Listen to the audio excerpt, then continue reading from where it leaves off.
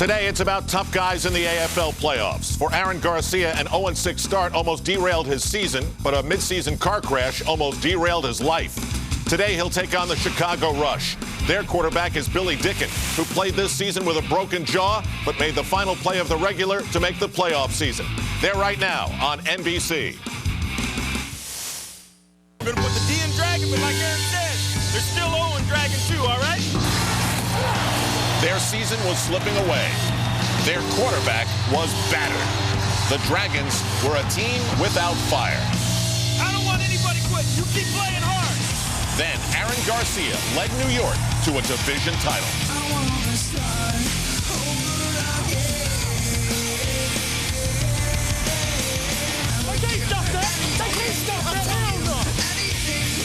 Last year, Chicago was one win away from the Arena Bowl. A dismal start put this season very much in jeopardy. But last week, with everything on the line, a dramatic overtime victory brought them new life.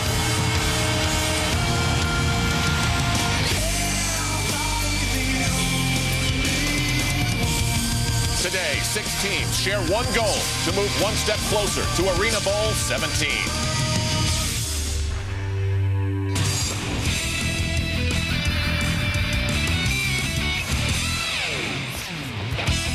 Lose and you are history. That's the theme of the day as we welcome you to the playoffs of the AFL on NBC. From 30 Rock, I'm Al Troutwig. Hi, everybody, with two guys who made it to 8 Super Bowls combined. So, Michael Irvin and Glenn Parker, you know what it's like to play when it's on the line. Yesterday, Pat Hayden said he felt the intensity was about 10 or 15% more in that playoff game. Why? Where does it come from? Well, you know what? It always used to bother me when people say, well, it's the playoff time, you have to step it up.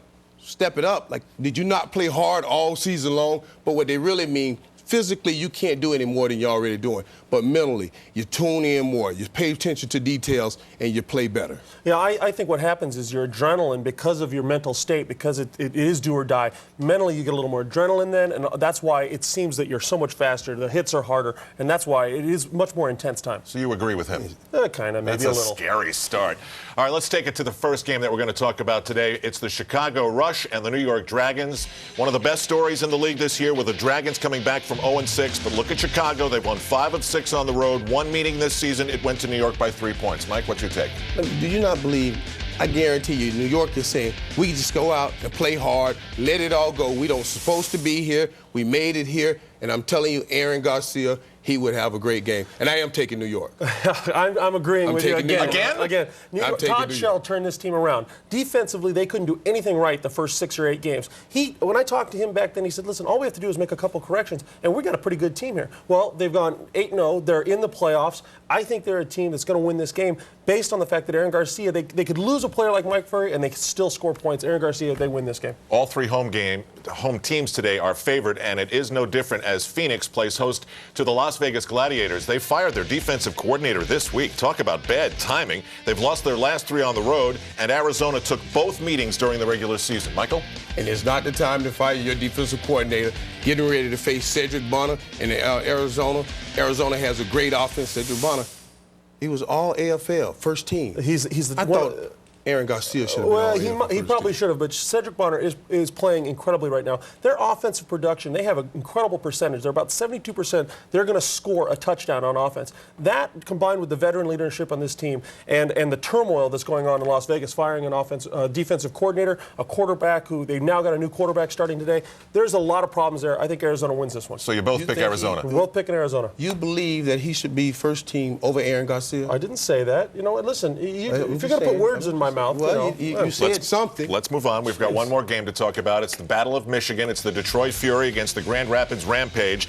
The Rampage, they've got some issues. They won the Arena Bowl 2 years ago, but they're 0-4 on NBC. The Fury at 8-8, just like they are.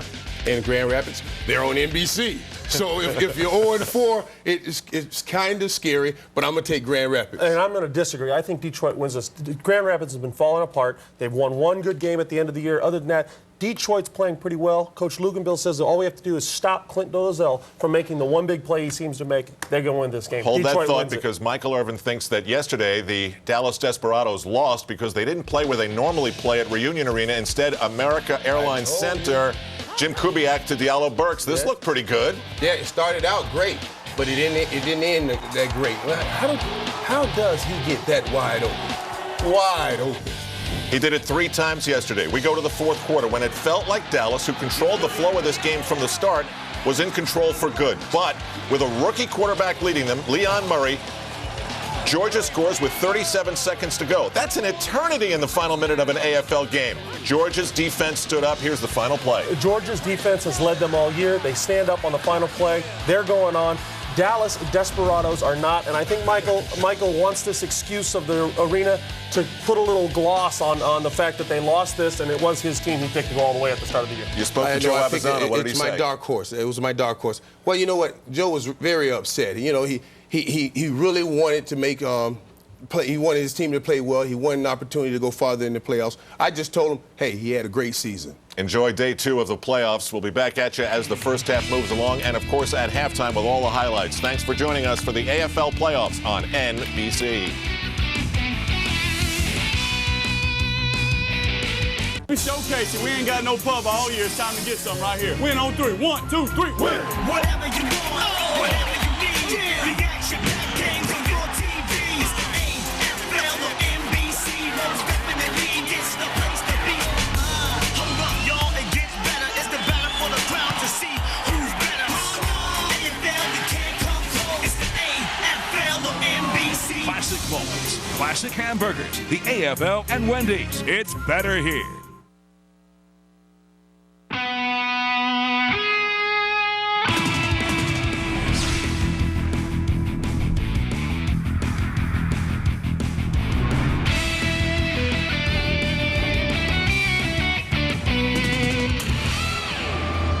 Van Andel Arena in Grand Rapids, Michigan, where 2 years ago these crazy fans cheered the hometown team to an Arena Bowl championship. Today, Grand Rapids quarterback Clint Dalzell will be looking at a talented core of receivers, including offensive specialist Terrell Shaw, who has 41 touchdown catches. Detroit quarterback Andy Kelly and his team made the 2-hour bus trip to Grand Rapids, bringing along Lucas Yarnell, who plays for Detroit, but won a championship ring here with Grand Rapids. It's the opening round of the AFL playoffs, the Detroit Fury at the Grand Rapids Rampage. And welcome to the AFL on NBC, everybody. I'm Bill Weber. The postseason play can always be a big soap opera, so we have our guiding light alongside Pro Football Hall of Famer John Riggins. Grand Rapids started 8-3. They've lost 5 in a row. A year ago, Detroit was 1-3. They've turned it around. They're 8-8. Okay, Mr. Super Bowl MVP, big game, big players have to step up. Who's it going to be? All right, today, Bill, the victory lane is going to be reserved for the bold and beautiful, not the young and restless. And obviously the 2 guys that are going to have to step up today are the quarterbacks, Andy Kelly and Clint Dalzell. Now, Kelly and company don't have the raw pie of the Rampage, and they're not ready for the Arena Bowl yet.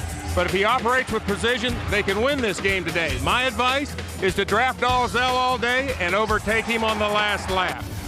Now, Clint Dalzell and his teammates are in an entirely different situation. They average 58 points a game, second in the league, and if they play up to their potential, this thing could be over with by halftime. But they've lost their last 5 games, and last week, number 13 looked like his engine was running a little hot. And in this game, if you allow your block to overheat, it usually gets knocked off. But if nothing else, we're going to get to see 2 of the best quarterbacks in the league today. Absolutely, a lot of horsepower on offense, but defensively, Grand Rapids have struggled. They've hit on just 6 cylinders in this 8-player game. For that story, down to the pits. I mean the sidelines. And Dave Burns. Yeah, Bill, I don't see an Indy car or a stock car anywhere around me, but those cylinders that you're talking about are Mark Ritz and Cecil Doggett. They've both been out of the defensive backfield for the last 2 weeks with knee injuries. Now, in addition to their great stats, these guys help run this 3-man backfield. They play in the center, which means they recognize Detroit's receiver routes, and they place the guys on the outside. Now, as far as Cecil Doggett is concerned, his right MCL was what was injured, and it's not 100%. He was gingerly playing on it this week. He said, the first play that I play may be my last. I'm not sure how my right knee will react. Bill? Thank you, Dave, and that's a story we'll be following throughout the game. Michael Trigg, in his 10th season as an AFL coach, won the Arena Bowl right here 2 years ago. He's the veteran coach. Across the sidelines for Detroit, Al Luganville, in his first year as head coach, turned around a 1-13 team to 8-8. Detroit won the toss, and normally you will see a team defer, but Detroit has opted to take the ball and the opening kickoff. So Detroit will be on offense first. And Grand Rapids will go on defense. Opening round of the AFL playoffs right here on NBC. Ryan Goins to kick for Grand Rapids. And we're underway. It's a low line drive kick taken at the 5. Nash across the 20, out near midfield before he's driven out of bounds. So it'll be 1st and 10 for the Detroit Fury, and Andy Kelly and company take the field. Kelly, one of the top quarterbacks in Arena Football League history. He's got a lot of talent there, but watch number 82, the offensive specialist, Marcus Nash, a great go-to receiver for Kelly up front. It's Kennelly, Yarnell, and John McCall, a tight end. How about Detroit taking the ball? Yeah, well, you know what? I think that the Rampage was going to do the same thing. We talked to Mike Trigg yesterday, and he said, you know what? I think we're going to break tradition and go with receiving the ball. 1st and 10 for Kelly. The 5-step drop. Going long early. Incomplete. Intended for Jason Kaiser in the end zone. So it'll be 2nd down and 10. Take a look at the Grand Rapids defense, and it's very talented. Albert Reese, Eric Goldston, and Rod Manuel up front. And then the defensive secondary is big, and here are the guys that Burns talked about. These two guys right here, and you saw in that last play, number 3, Cecil Doggett, was right in the end zone going stride for stride with the receiver. So they're definitely a big addition to this team. There's been a lot of confusion in their secondary, and they just really feel like it was very important to get these guys back. 2nd down and 10. Kelly again. Lots of time. Again for Kaiser. Incomplete. A flag on the play. Doggett on the coverage. Let's see which way they call it. Well, it's going to be interesting, Bill. I don't know which way this will go. Pass interference. Defense. Number 3. 10-yard penalty from the previous spot. 1st down. Well, Cecil Doggett is not pleased about that, and I have to agree with him here. It looks to me like there's very little contact here, and I'm curious to see when this ball comes down. And I don't think Doggett was really, boy, I'll tell you what, these officials are really taking control of this game early. I don't know about that, Bill. That was a little shady. That's a tough call. Doggett looking for that first hit here today. Wants to make sure. Great point. The knee is good. 1st and 10. Movement before the snap. When we talked to Doggett yesterday, he said he's 99.5, and that 0.5% he's not sure is from taking a hit. And he's just a little Before the ball unsure. was snapped, false start. Offense. 5-yard penalty. Still 1st down. Andy Kelly did not want to see early penalties. Right over here, we're going to see a little right there. You saw the little movement right there. Lucas Yarnell, who among his hobbies includes eating. Oh, I like that hobby. 315 pounds. Yeah, he definitely looks like he enjoys his hobby as well. 1st and 15. Detroit does not commit a lot of errors. Kelly completes it at the 15. And Sanford is hauled down there, so they get back the 5 yards. Salacio Sanford. It's very critical, I think, for both these teams, and we're seeing right now they're kind of feeling each other out, but I know that talking to both coaches and both quarterbacks, both of them would love to get a fast start. They'd like to jump ahead of the other opponent, say by 14 points, maybe 18, who knows. The more the better, but obviously I think it may be more critical for the Rampage than it is for the Fury to get a fast start because they have lost their last 5 games. Marcus Nash, the motion man. Kelly looked to him, throws it for him, incomplete, and a flag on the play. I think I know what that's going to be. You think? Yes, I do. Why don't you walk me through it? I think Mark Ricks is going to get called for holding or pass interference. Number 14. Because he had to bite on the move. Pass interference. Defense, number 14. Half the distance to the goal. Automatic. 1st down. Bill Athen, our referee today. Yeah, this is a no-brainer, but Rick's right here. He's going to take that bite, and right there you see when he took the fake that Nash put on him, then he had to grab him to prevent the touchdown, and that's really about all he could do. So I don't know. All in all, they give up the 1st down, but I guess that's better than 6 points this early in the game. So Mark Ricks and Cecil Doggett The two guys Dave Burns talked about at the beginning already involved in the play. They're the defensive leaders, been out for a couple of weeks, coming back from injury. And right now, you know, it's going to take them a little while to get into the flow of game. Just like you said, Bill, they've been out for a couple of weeks, and they're just a little tentative, but they'll settle down and start playing the way they know how. First and goal for Detroit. Kelly looking to the end zone. Intended for Sanford, incomplete. Second and goal.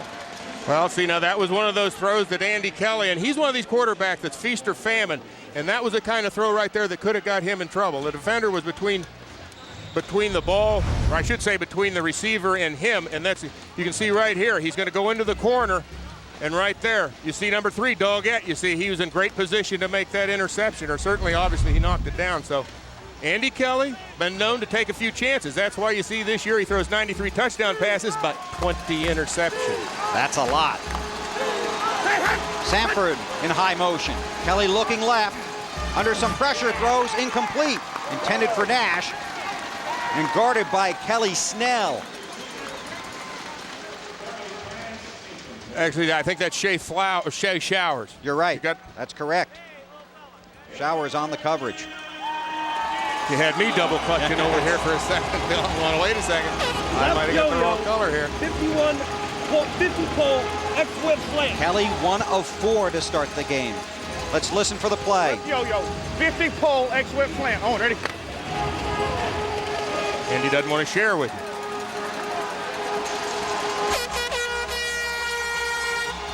Third and goal.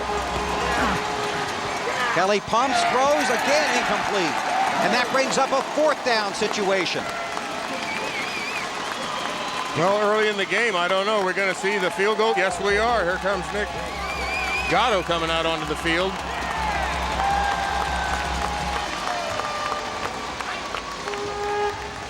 And Gatto will attempt a 23-yard field goal. So that last play, I thought that Kelly, they're giving him ample time to throw the ball, and they're just doing a great job in the secondary covering his receivers. The snap. It's good. So Detroit's opening drive results in 3 points. They took the kickoff on the board first. Early, it's Detroit 3, Grand Rapids nothing. You're watching the AFL on NBC.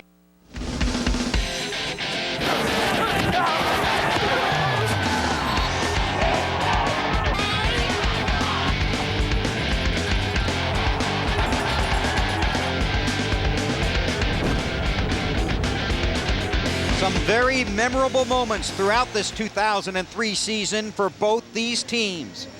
Detroit up early 3-0, a 6-play drive. Took a little over 5 minutes on the clock. Now Gatto to kick.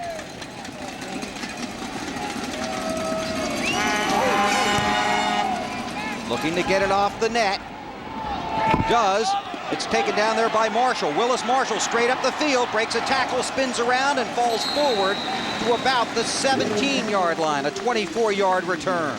That was done the hard way. That was just right straight up the pipe there. And I'm telling you, with all the collisions coming down there, I think that Willis Marshall was taking his life into his own hands. I thought Gatto's kick was a great kick into that soft net, which actually gives them a lot more time to get down the field and make the cover on the ball. So, very good kick by Gatto. The Grand Rapids offense, led by the veteran Clint Dawzell, led the team to the Arena Bowl championship 2 years ago. Chris Avery made the all-Ironman team. The receiving corps looks like they just got their jerseys from arenafootball.com. They are young, swift, and very talented.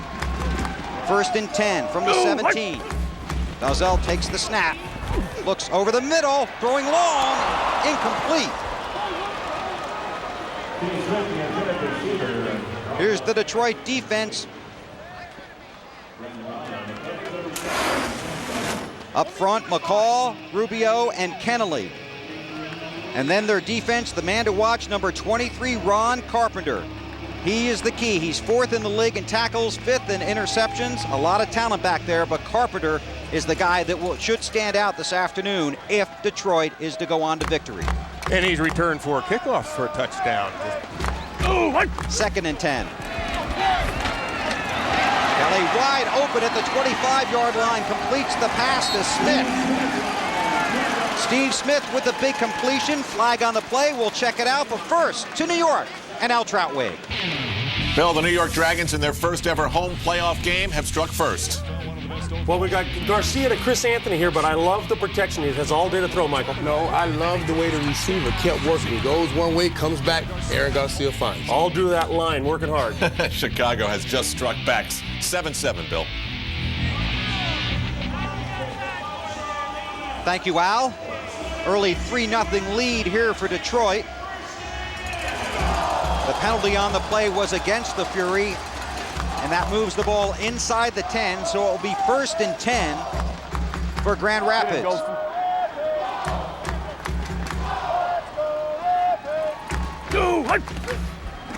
Gazelle. And that's big Rod Manuel, who had 9 catches last year, and that's his 8th of this season. That face mask penalty is what got the Rampage inside the 10. Yeah, I think Dalzell did a nice job of setting that play up. He went into a trips right where he puts all the receivers on the right side of the field.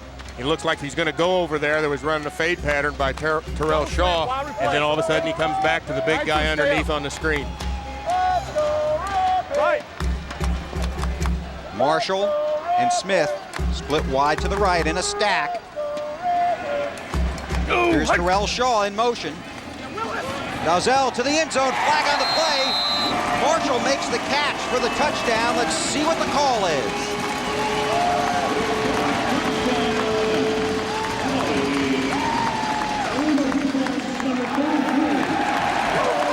Illegal defense. It's going to be a touchdown. So this is exactly the way the Rampage wanted to start the game. Nice read by Dalzell on that. They wanted to go down and strike early, John. Yes, he does. And Dalzell calls 99% of his plays, but you're going to see right there, Marshall just wide open in the end zone. Just the old game of pitch and catch right there. Now the point after attempt. And a wacky play. Almost intercepted and falling incomplete. Not a bad pass by Brian Goins. He showed me a little something for a kicker there. Did a pretty good job of scrambling, I thought, and actually found a receiver, threw the ball. Not bad. 4 plays, 33 yards. 2 minutes and 26 seconds. Grand Rapids up 6-3. The AFL on NBC is brought to you by Denny's. Stop by Denny's today and enjoy our great new barbecue meals starting at $6.99. Denny's, a good place to sit and eat. By Re-Engineered Degree for Men, kicks in the clutch. And by Lamisil AT, there's no better way to cure athlete's foot. The AFL playoffs on NBC early in the first quarter. Grand Rapids 6 and Detroit 3. Sparky McEwen, the offensive coordinator for the Rampage, is down there talking to Dalzell, and I'm sure everything looked like it was all smiles. So everything's going very swimmingly right now for the Grand Rapids Rampage. Carpenter back deep for Detroit. The ball hits the slack net and falls out of the end zone, so they'll bring it out to the 5-yard line, and it will be 1st and 10 for Detroit. Now here's the point out. Right there, you see Galston. It was just, completely out of the reach of Nick Browder.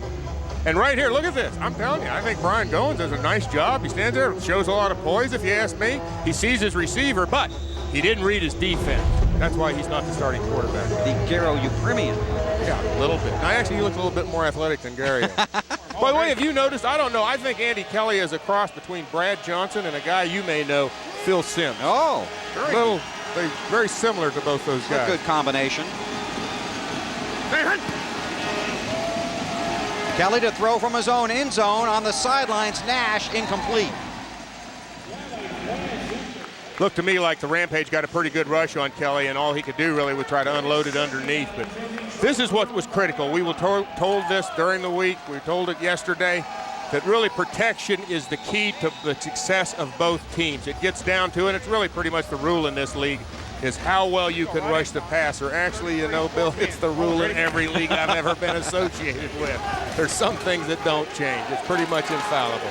Get after the quarterback, you got a great chance to win the game. 2nd and 10 from the 5. Rothstein in motion, and it was intended for him, but he could not hang on. Well, this is what I think that the Rampage want to do. They want to take away these balls underneath, because if anything, if you want to press Andy Kelly a little bit, you want to try to make him go up and over the top. Grosstein's running a little route there. He tries to sell it with the head fake, but he can't quite get his body under control. The pass is thrown a little bit out of his ability to get to it. And Lamar Grant all over him. Coach Luganville's keys to victory today: protect the football, pressure the opposing quarterback, and protect your quarterback. 3rd down and 10. Big play for Detroit early in the game. Kelly under pressure throws. He's got Nash across the 20, out near the 23, marking at the 22-yard line. I think that was a big play early in this game, because I think they have to get a 1st down, although obviously they could go for it on 4th down, but it just puts that much more pressure on them. 17-yard pass play. Nice job. Kelly's looking downfield to the other side. He gets hit as he throws the ball. You saw back there. But still, they get the big 1st down. Here's what it sounds like if you're Andy Kelly. There's Eric Golston, 75, coming across. 1st and 10. Kelly backpedaling, throws, almost intercepted. Ricky Ross. Well, that's another rumor that goes around about Andy Kelly. If you pressure him, he doesn't want to take the hit. He doesn't want to have to take a sack, and he will put the ball up for grabs. And it looked like, as you said, Bill, he was backpedaling on that play, and he pretty much just got rid of it, maybe not aware of where everybody was on the field, and there's number 1, Ricky Ross, just waiting for it. Led the league in interceptions this year with 20. So far, just 2 of 9 today for 23 yards. Yeah, it appears to me that the Rampage are taking him out of his game a little bit. 2nd and 10. Looking for Nash, got him. He's going to be shy of a 1st down.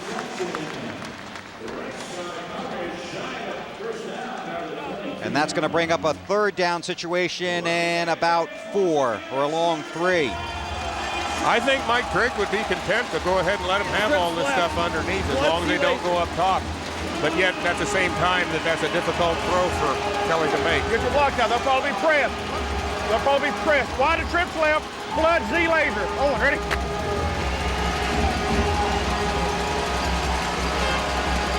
Nash to this side. Now we'll swing in motion for the trips left. On 3rd down, the quick flare out, completed over there.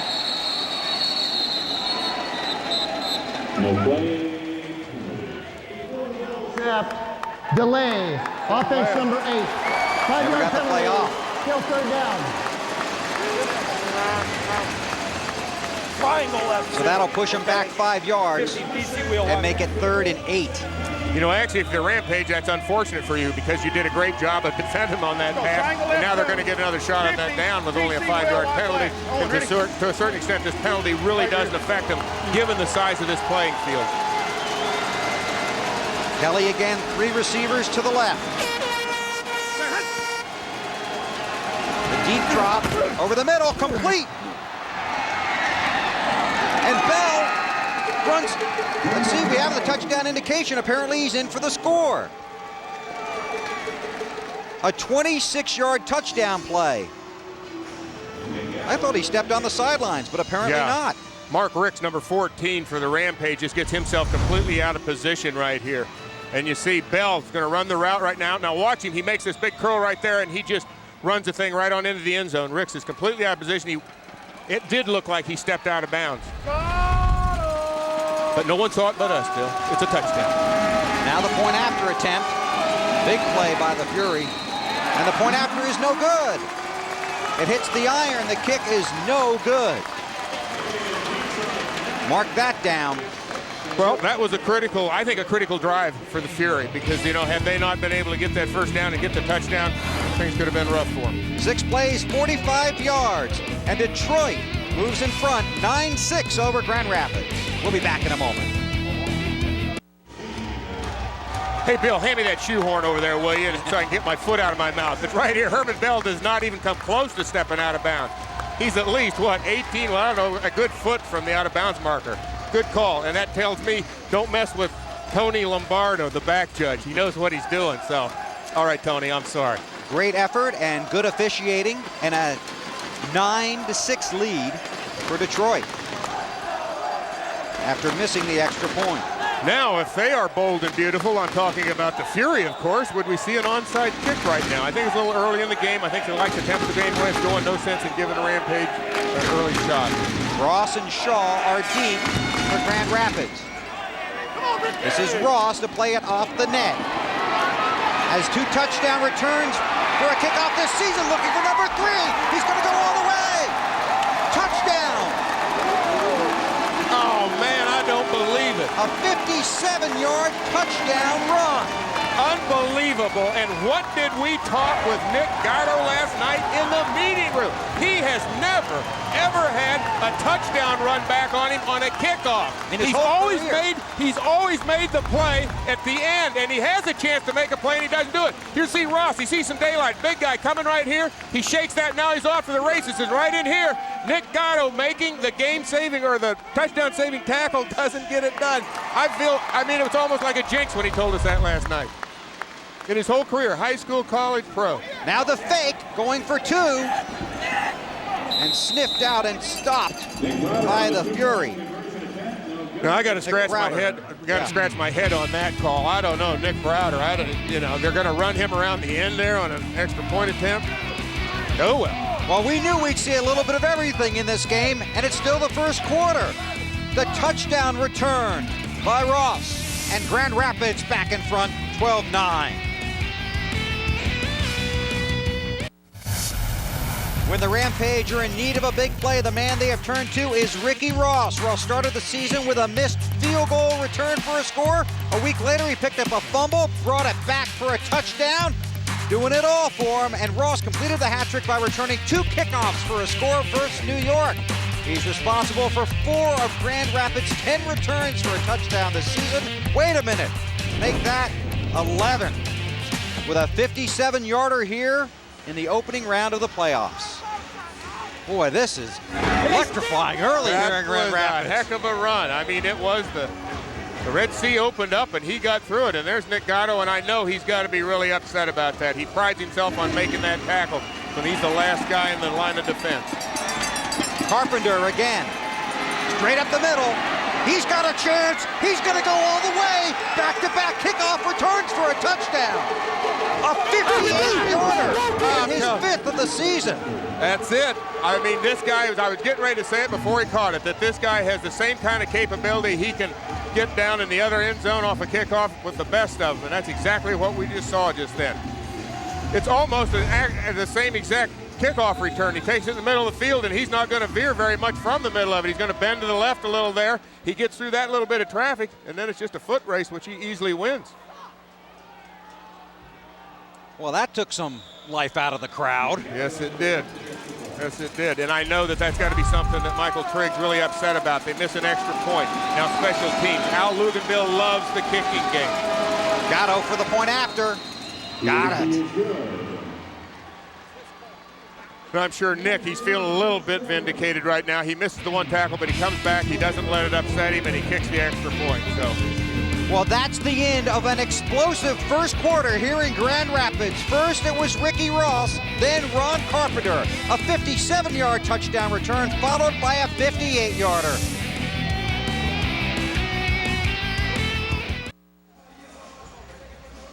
Ready to begin the second quarter of action here in Grand Rapids. Opening round of the Arena League playoffs. And Detroit up 16-12 after back-to-back kickoff returns that resulted in a touchdown. See, this is the kind of thing that the Rampage have been doing their last 5 games. They get a little bit of momentum going, and they get the game under control, and next thing you know, they make a silly or stupid play. The deep kick. Off the net, taken by Smith. Ross was not out there. Smith trying to do some damage as well, but is dragged down at the 10-yard line. 1st and 10 for Grand Rapids. We go down to the sidelines and Dave Burns.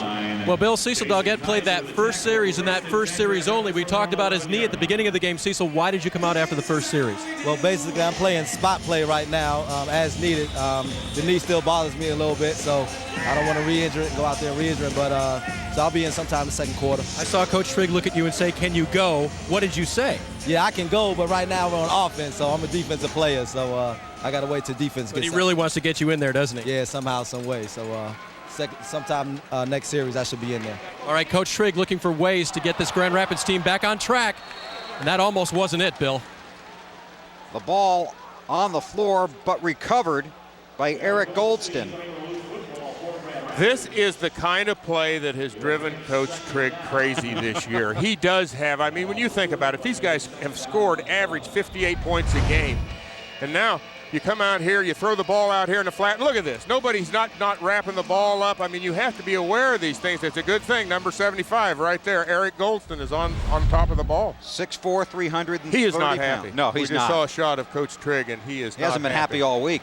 I think for the last 5 weeks. Second down. Going deep for Smith. He's got him. Touchdown, Grand Rapids. And that is the pass. We've got a penalty. That's the pass that Gozell wanted. There is a flag on the play. It's going to go against the Detroit Fury. I just saw a preliminary indication. We've got a hold on the Fury, and it's going to be a touchdown. Well, guess what? The Rampage can pick them up awful fast. That's the thing that makes this team so dangerous. I was just saying a little bit earlier, 58 points a game. They can strike at any time. They don't have the biggest receivers, but Bill, from what I've seen of the talent in the league, I think they probably have, as far as the skilled guy goes, the fastest guys in the league. Holding on the defense will be declined. Delay a game on the scoring team will be enforced on the PAT. The touchdown is good. Dalzell's going to get a lot of time here, and you see Steve Smith breaks free, and this kid can run, let me tell you. He is a quick one, and he just outruns the defender. His 28th touchdown catch of the season, 2 plays, 39 yards, 1 minute and 15 seconds. And now the lengthy point after attempt.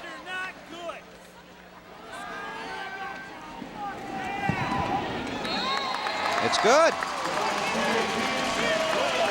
Well, we thought we might see some offense this afternoon. A lot of high horsepower when you've got the ball. So far, that's what we've seen. Grand Rapids with the long scoring strike to Smith. Rampage League 1960. The AFL on NBC is brought to you by ADT, America's residential and commercial security leader. Call 1-800-ADT-ASAP. By Wendy's Super Value Menu, the best 99 cents you can spend. And by the United States Marine Corps. The change is forever. Back at Grand Rapids, 13:41 to go in the first half, and Grand Rapids up 19-16. Yeah, we got a little score fest going on here. Of course, 2 of them are kickoff returns. But I was just thinking, you're talking about ADT. I was thinking maybe Al Luganville was working something out. He was talking about he had to protect the ball and protect his quarterback. And I'm going, well, might be a little spot there for Al. Well, Ron Carpenter is back. Yep. Carpenter ready to receive the kickoff. Already ran 1 back today. It's a high end-over-end kick. Hits the iron, loose ball. Carpenter gets it on the hop.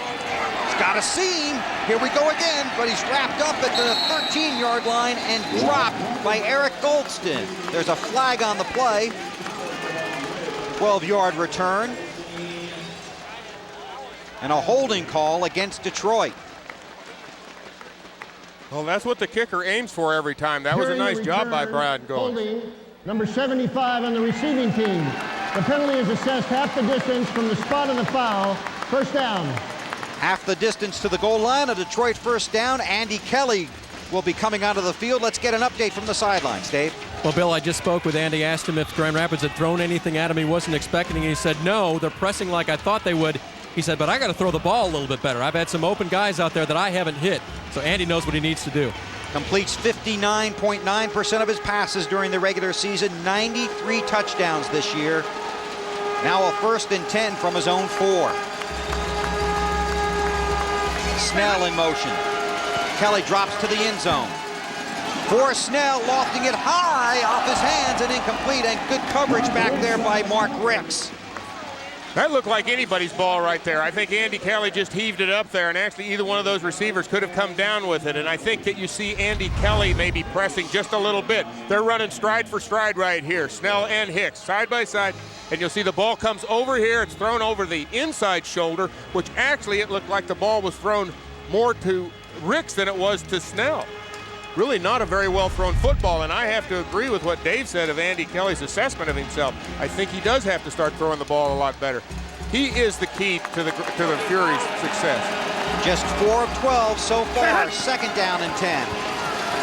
Kelly, short pass this time, complete across the 10, and out across the 15-yard line to Rupert Grant. Grant missed all of last year with an Achilles injury. Back this year for 5 TDs. 6'1", 245 pounds out of Howard in his 4th year in the league. Well, it looks like Andy Kelly and I think his coach, well, the offensive coordinator, Tom Luganville, they want to get a completion. They want to move the sticks. He's thrown a lot of deep balls, and now he just throws something underneath, and they do exactly that. They get a first down. Grant picks it up. At the 15-yard line. Again, Snell in the high motion, in a slot right. Kelly drops back, a deep drop. He's got some time, throws over the middle, wide open. And dragged down at about the 10-yard line is Jason Kaiser. Well, there's not much you can do about that when you're a defensive back and you allow a quarterback that much time. He had to have probably 4, maybe 5, even possibly 6 seconds. A tremendous job.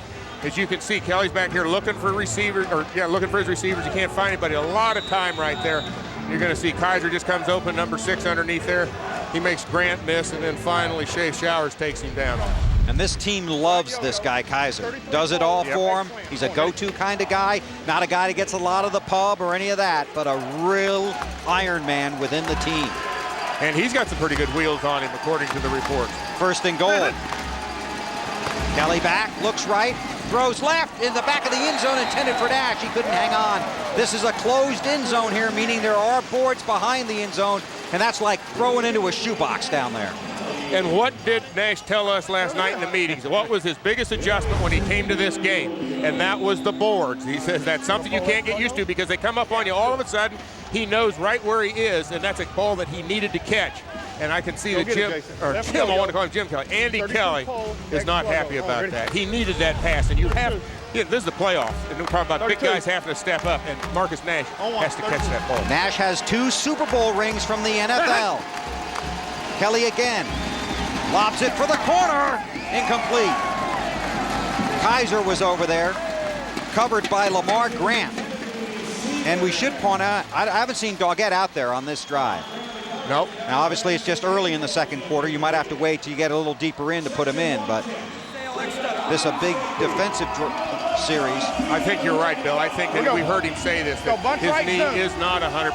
And the one thing he told us yesterday was that he didn't know how it would respond to the contact, and my guess is it didn't respond the way he wanted it to, and he's a little tentative. Third and goal for Kelly and company from just inside the 10. Snell is the motion man. Kelly with a deep drop has some time, lobs it for the end zone in traffic for Kaiser. Touchdown! What a catch! The guy we were just talking about who does it all for. That is unbelievable. I mean, you talk about coming down with the pill in traffic. A great job by Kaiser right there. A 9-yard touchdown play. He's got red jerseys all around him, and it actually looked like that ball. I mean, Andy Kelly is starting to press a little bit because that's a dangerous throw. It's a force. Absolutely. He's got guys all around. He lobs it up. Anybody can run underneath that. You can see right there, number 5, Lamar's around it. I can't tell who's on the bottom there. Marshall, number 4. I mean, boy, I'll tell you what a job by Kaiser to come down with that pass and make it a touchdown. Now the extra point attempt is good. 6 plays, 46 yards, 4 minutes and 22 seconds. And Andy Kelly performing well here in Grand Rapids. Opening round of the AFL playoffs, and Grand Rapids now trailing 23-16 to Detroit. Back in Grand Rapids, 8 minutes, 22 seconds to go in the second quarter. Detroit up 23-19 opening round of the playoffs. The winner goes on. The loser goes home, and the loser of this game, well, you might not recognize the jerseys in the huddle next year after this one. That's what Coach Trigg told us yesterday, and you can see his keys right there. He needs a quick start. They haven't exactly got that, and when he says leaders must lead, he's really talking about number 13, Clint Dalzell. And they need a big game from the secondary. Right now, I think that's kind of we're not seeing that for sure because Cecil Doggett hasn't been playing that much. And I think Ricks has been doing a decent job, but still they can play better. Marshall off the iron, taken by the up man to the 5, 10, and dragged down at about the 12-yard line. So Shaw, the offensive specialist with the return. Derry Myrick's on the tackle. Dalzell, 4 of 5 for 64 yards and 2 touchdowns through the first quarter and a half. Well, this is a little unusual. We've actually seen 2 balls bounced off the iron, and I'll tell you, that doesn't usually happen in a game. If you see one, you've seen quite a few. And we're early into we're midway through the second quarter, so the kickers are doing a heck of a job. First and 10 from the 12-yard line for Grand Rapids. Shaw comes to the near side. Dalzell looks, throws left, and has it batted down, incomplete. That brings up a second down and 10 situation. Let's go to Al in New York and get another AFL update. Bill, we're watching all 3 games in progress. Yours is the best. Arizona and Las Vegas's is the weirdest. Todd Hamill was the starting quarterback. Our NBC crew was told that Jay McDonough would not start because of a bad thumb. He came in after Hamill started throwing only 2 of 11 passes. His first play goes for a fumble and a safety. Arizona's dominating in front, 15-0. Back to you, Bill. Always good when Al tells you got the best game going on. Dalzell going long for Shaw, touchdown!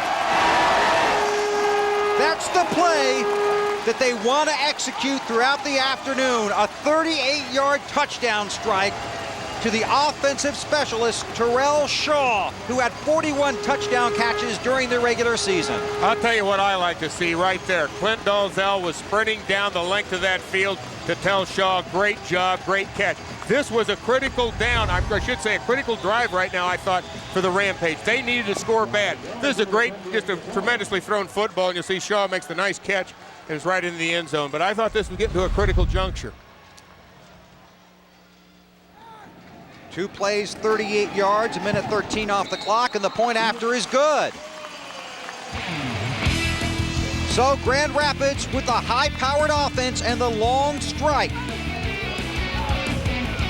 And the Rampage go back on top, 26-23. Lots of time left in the first half. Welcome back to Grand Rapids. Ron Carpenter waiting to return the kick of Brian Goins. In an explosive first half of football, Grand Rapids up 26-23.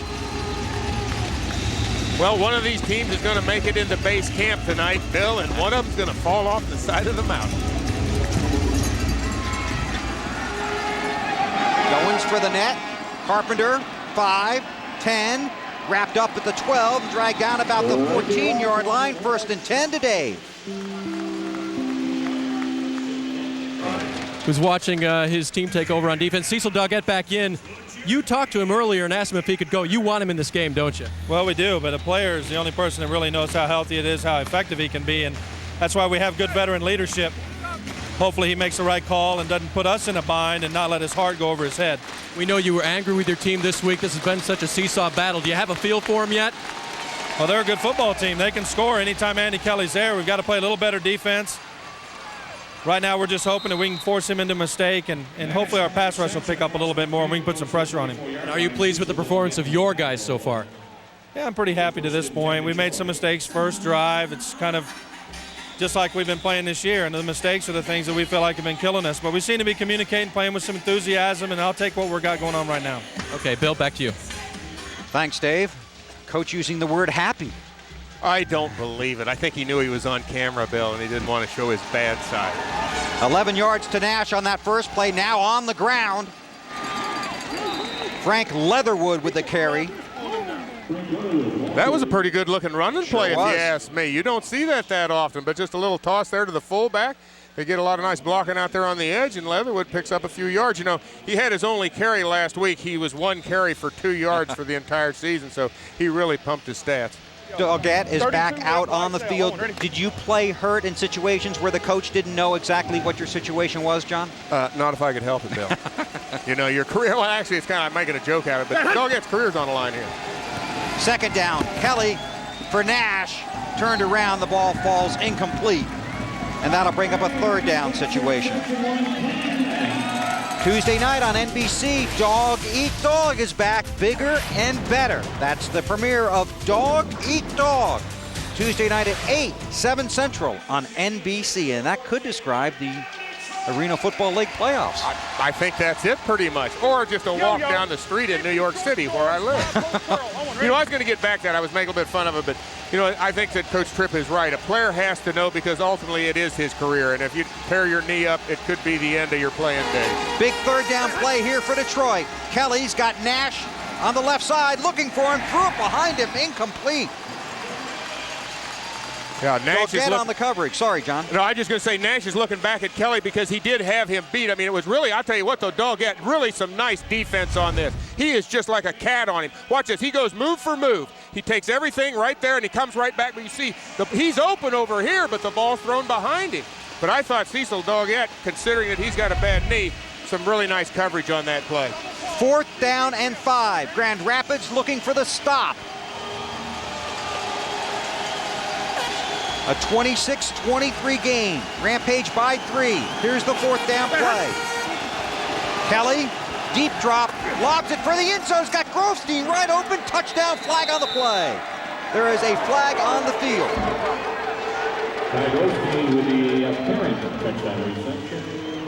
A 19-yard scoring play if it stands. Holding, defense number 2. Penalty is declined. Touchdown. Well, Ty Grofstein could not get any more open than he did on this play. And Andy Kelly sees this from the get-go, and there is absolutely no one standing around Grofstein down in the end zone. He is one of the 2 players that was held over from the team last year. And the only one active. And the only one active, that is correct. Now the point after attempt. It's good. So Detroit goes up by 4. 5 plays, 36 yards, 3 minutes and 9 seconds. And the quarterback paying the price, but getting the points. Detroit up 30-26, 2:43 to go in the pack. Ty Grofstein with his 13th touchdown reception of the season. And Grand Rapids and Detroit in an offensive explosion here that has already seen 8 lead changes in this game. Ross back deep to receive the kick, has already returned one for a touchdown today. Gatto ready to kick it off. And here we go. And this one's going to be short, so Ross is going to have some room to maneuver. 5-10. And knocked down and out of bounds at the 15-yard line by Angel Rubio. Well, that's the kind of kick that makes Al Luganbill swallow very hard because it absolutely did not get close to the net. It's very conventional kickoff, drops in the end zone and gave Ross a tremendous chance to run it out, but really some nice coverage by the Detroit Fury. They really didn't give up that bad a field position on a kick like that. That could have been disastrous to get it out to midfield or beyond. 17-yard return. Dozell and company going to work for Coach Michael Trigg. And you have to wonder what's going to happen next. This game is, the way I see it unfolding right now, is clearly in the Detroit Fury's favor. I think that they're doing everything they need to do, and this is exactly what I thought they would probably try to do. As I said, draft Dolezal, but I think Dolezal is drafting them. He's got a lot of talent at the receiver positions. Going long again, he's got Shaw wide open, makes the move, touchdown, Terrell Shaw. 36 yards. Well, you saw a little bit, to me it looked like a little bit of a mix-up in coverage right there because Shaw just runs completely open. Dolezal picks him up right away, delivers the ball, and I thought that Shaw does a great job of getting in the end zone. Right here you're going to see he passes him off, and right there, number 23, Carpenter, isn't quite quick enough to get there. He misses the tackle and ends up 6 points. And this goes to show you why this team scores 58 points a game. They are explosive. And Dolezal working as cheerleader, which is something he really needed to do in this game. Goins for the point after, it's good. Cheerleader as opposed to yell leader, because I think that he has a tendency sometimes that he can kind of get on his guys a little tough. But I think you're right, Bill. He is doing a great job. You can see right now, Clint Dalzell is very excited. He's into this game. This guy has won an Arena Bowl championship. He knows what it takes. And this team still is not what I think it's capable of being. But they, every play they make, then they do something out on the field. As Coach Tripp told us, they do some silly or stupid penalty or mistake, and it costs them dearly. They keep letting teams that they're much better than, letting them back in the game. And I think in this situation, you have to beat the teams that you're better than, and then possibly, you break even with the teams that are of your ilk. Terrell Shaw had 113 catches during the regular season. He got his degree in business from Southern Miss. He's very talented, a very likable guy, but it wasn't always that way. He was born with a speech impediment. He has a stutter in his speech pattern. He believes it's hereditary. His father has it. His grandfather had it. He's very pleased and very grateful that neither of his two children have it. During his school years, he said he was the school bully. He said he was the smallest school bully in history, but was the school bully because they always picked on him. It's a tremendous story on how he's battled to overcome that stuttering problem. Actually goes on the internet to a website to encourage other people that have a stuttering problem to get out in public and live with it and make the best of the situation. Here's the kick. Carpenter waiting for it. Comes off the slack net with the one-handed catch. 5. Tried to get to the 10, tries to spin away, but good coverage by Grand Rapids. And Ricky Simpkins with the tackle. 16-yard return. Grand Rapids is definitely, the players are excited, as I said earlier. They just seem to make a lot of mistakes, but Simpkins was the guy that was in there making a hit on the series before this on Kelly. So I can see these guys are into the game. Under 1 minute to play here in the first half. The 1 minute warning being issued. A lot can happen in the last 53 seconds. Grand Rapids by 3. We'll be back. 63 points scored in the first half, and we still have 53 seconds to go. Grand Rapids up 33-30. Remember, the play really intensifies here in the final minute of the half, in the final minute of the game. The clock will stop with every incompletion, every out of bounds, and will stop briefly on first down. So a lot can happen in 53 seconds, and we've already seen a lot happen in the first 29 minutes and change of this game. I've been told that a lot of games are won right now in this period. I believe that. You can certainly put a lot of points on the board, and we have 53 seconds. We can see 3 touchdowns easily. 1st and 10 for Andy Kelly and company from their own 8. From his end zone, under pressure, now throws it down the middle, incomplete. Threw it into no man's land there. Now that's the thing that Andy Kelly can't do. It looks to me like he's signaling, trying to get some kind of a roughing the passer call by the officials. Illegal defense, outside rush on number 97. 5-yard penalty, automatic first down. Well, that'll help.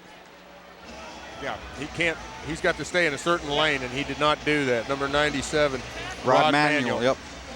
But it looked to me that play right there, Andy Kelly doesn't have a receiver. He has no place to go with the ball, and yet he throws it up in the middle of the field late. That's a cardinal sin for a quarterback. You can't be doing that kind of thing. And he's a very experienced player. I just think that that's something he can't do. Automatic first down, 1st and 10. Kelly with a quick drop. Incomplete, intended for Kaiser, and Kelly got hit again. Oh, yeah. And it's not how many times you sack him, it's how many times he knows you're in the game. That's exactly what it's about. To a certain extent, this game is no different than a stadium game. It's a game of intimidation. And right there you saw Travis McDonald, number 45. He comes in, not a late hit. He doesn't see whether the ball's delivered or not, but he lets Kelly know he's there. And that's why you see guys that's why Andy Kelly's one of the guys. He wants to get rid of the ball. When you start feeling that rush right there, not particularly a vicious hit, but just enough to let you know that we're around. We're going to be coming. 2nd and 10. Kelly under pressure again, steps up, flag throw. Now Kelly keeps it. 20, midfield, 20, and out of bounds and hit hard into the boards. And that'll stop the clock with 34 seconds to go. Oh, there's not many places for a quarterback to go. Now I'm thinking Andy Kelly should have slid once he got the first down. I mean, that was kind of a silly play by him. As you can see, I think he's a little shaken up by this. Hit the boards hard, and it's all coming back. He was driven into the boards. Ricky Ross did not cut him any slack when they approached the board. Half the distance. Replay 2nd down. And it looks like he's going to be stunned. I don't know if they're going to have to take a timeout to get him to come back on this next play, or if they're going to set him out of play and bring in the quarterback. Yeah, this is not smart football by Andy Kelly. I mean, what's he thinking here? He's got to get down. He's got to know the down and distance just like everybody else, like any receiver would. Once he had that first down, he should have slid on the carpet and gotten down. And Ricky Ross with a totally legit play, just shoving them into those boards. That's all he did. And they may be padded, but they're pretty firm. And in this game, I mean, I'm thinking if I'm the quarterback and you have to get back there and move around a little bit, he's not a particularly mobile player, Andy Kelly. But at the same time, that takes a lot of energy out of you, Bill, to make a run like that. You're not used to it. You're a quarterback. He throws the ball all day in practice. He doesn't use his legs. John Rayburn is the backup quarterback out of the University of Texas at El Paso in his second season in the league. But all week, Grand Rapids talked about putting pressure on Andy Kelly. He's had tremendous success in his 10th year in the league, first in Detroit. And as far as his career is concerned, he's first in the AFL in pass attempts, first in completion, first in passing yards, 27,847, and of course first in touchdowns, 548. You come off the bench trying to replace that guy, you got a lot to do. And you're getting thrown in here right before the half where you have a critical situation to a certain extent. There was a real opportunity here, I think, for the Fury to score. And once again, they still have the opportunity, but you're a quarterback that's been sitting there and not, well, actually, you know what's going to happen? I think Andy Kelly is, yes, exactly. They took the timeout, and Andy Kelly's coming back in the game. And this is the kind of guy you want on your team. Remember, Detroit totally overhauled. Only 2 guys from last year's team made this year's team. Only 1 is eligible today. You have to go get some experience at the quarterback position, and Tom Luganville did. He went with Andy Kelly, who we worked with at Dallas, has had tremendous success in the league. These two worked together last year, got Dallas to the playoffs. And now the team here in Detroit. So Detroit takes the timeout. That keeps Kelly in the game. And a 2nd down and 16 after the holding call. Ball just across the 6. Kelly puts Kaiser in motion, takes the snap, has some time this time, dumps it off on the near side. It's completed to Bell. And he is wrapped up, and the clock will continue to run. And Grand Rapids now will take a timeout.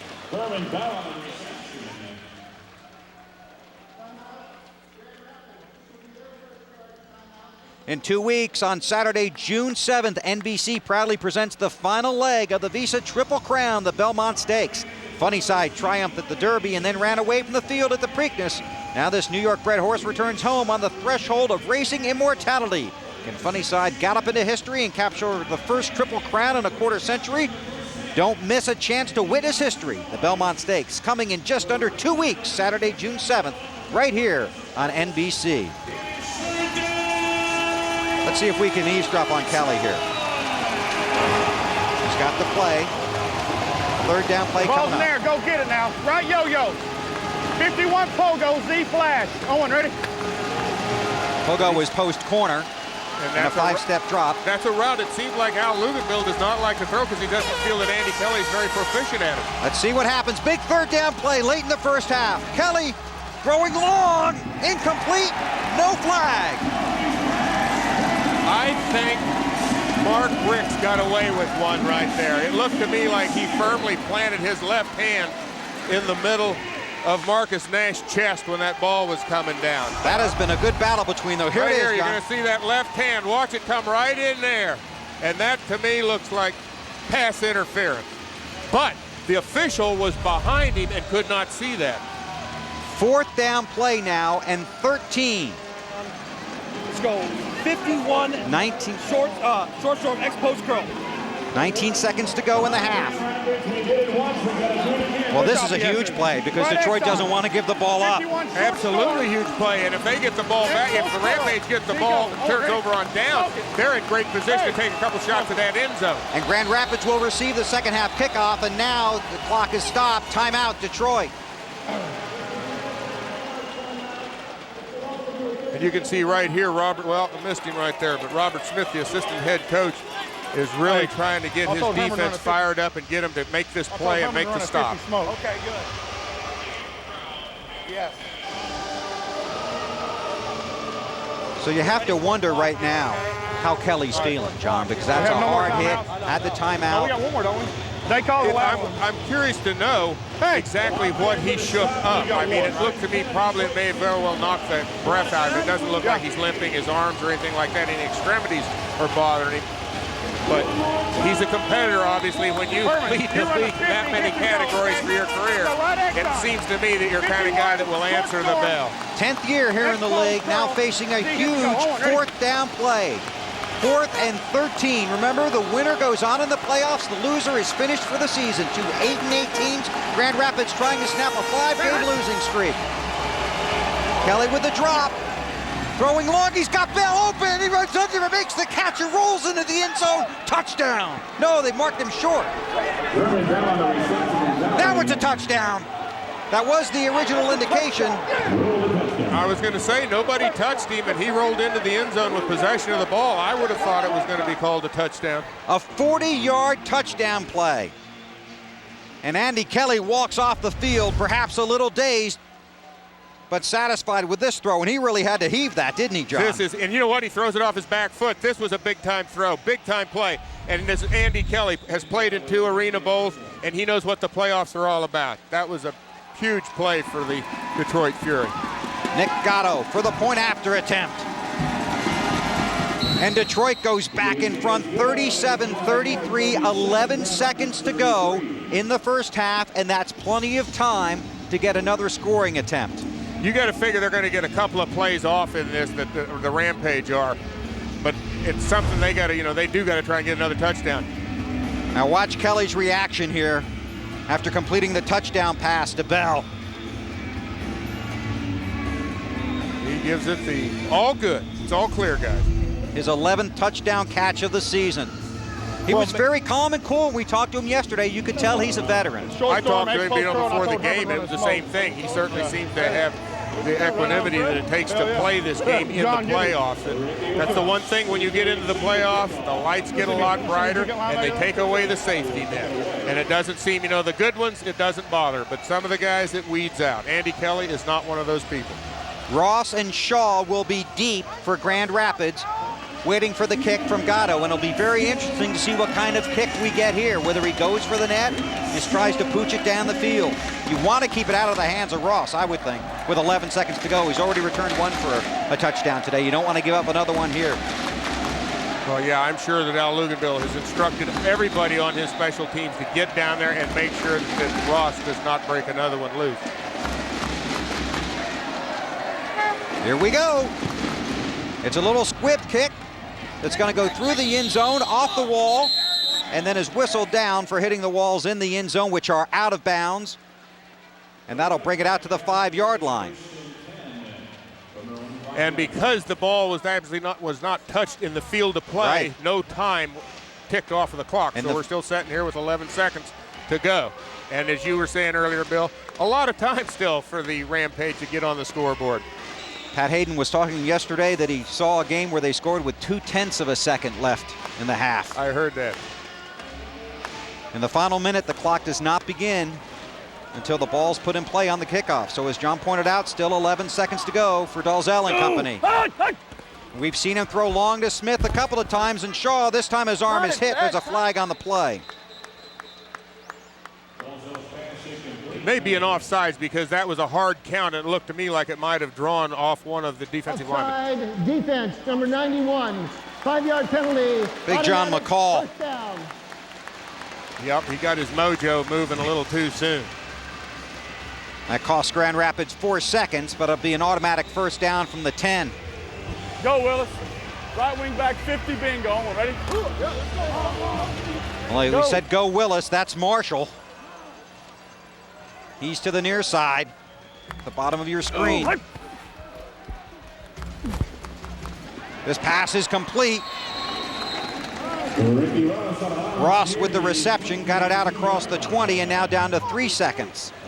Last week, these were the things that the receivers were not doing. On that play, they were trying to get the whole thing at once instead of going out of bounds, and it drove Coach Michael Trigg crazy. He gave them tests this week. They actually had homework. It had to be handed in on Friday. So and everybody told me he coached this week was a completely different coach than they've seen. He was a lot more intense. They wore pads all week.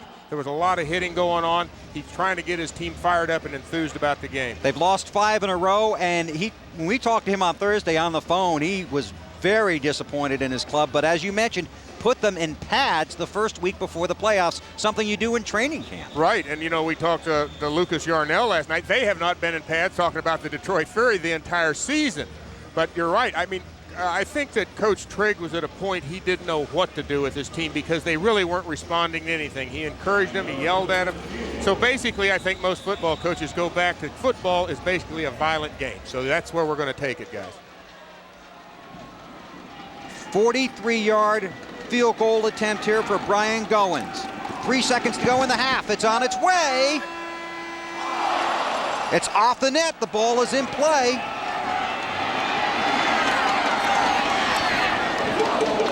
And Detroit able to return it near midfield, and that will bring the first half to a conclusion.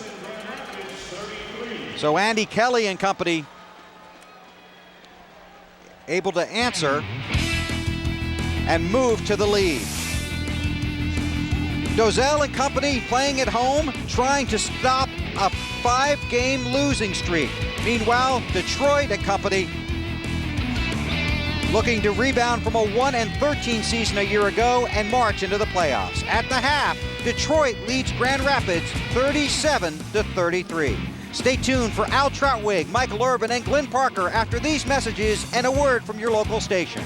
You're watching the AFL Playoffs on NBC. NBC.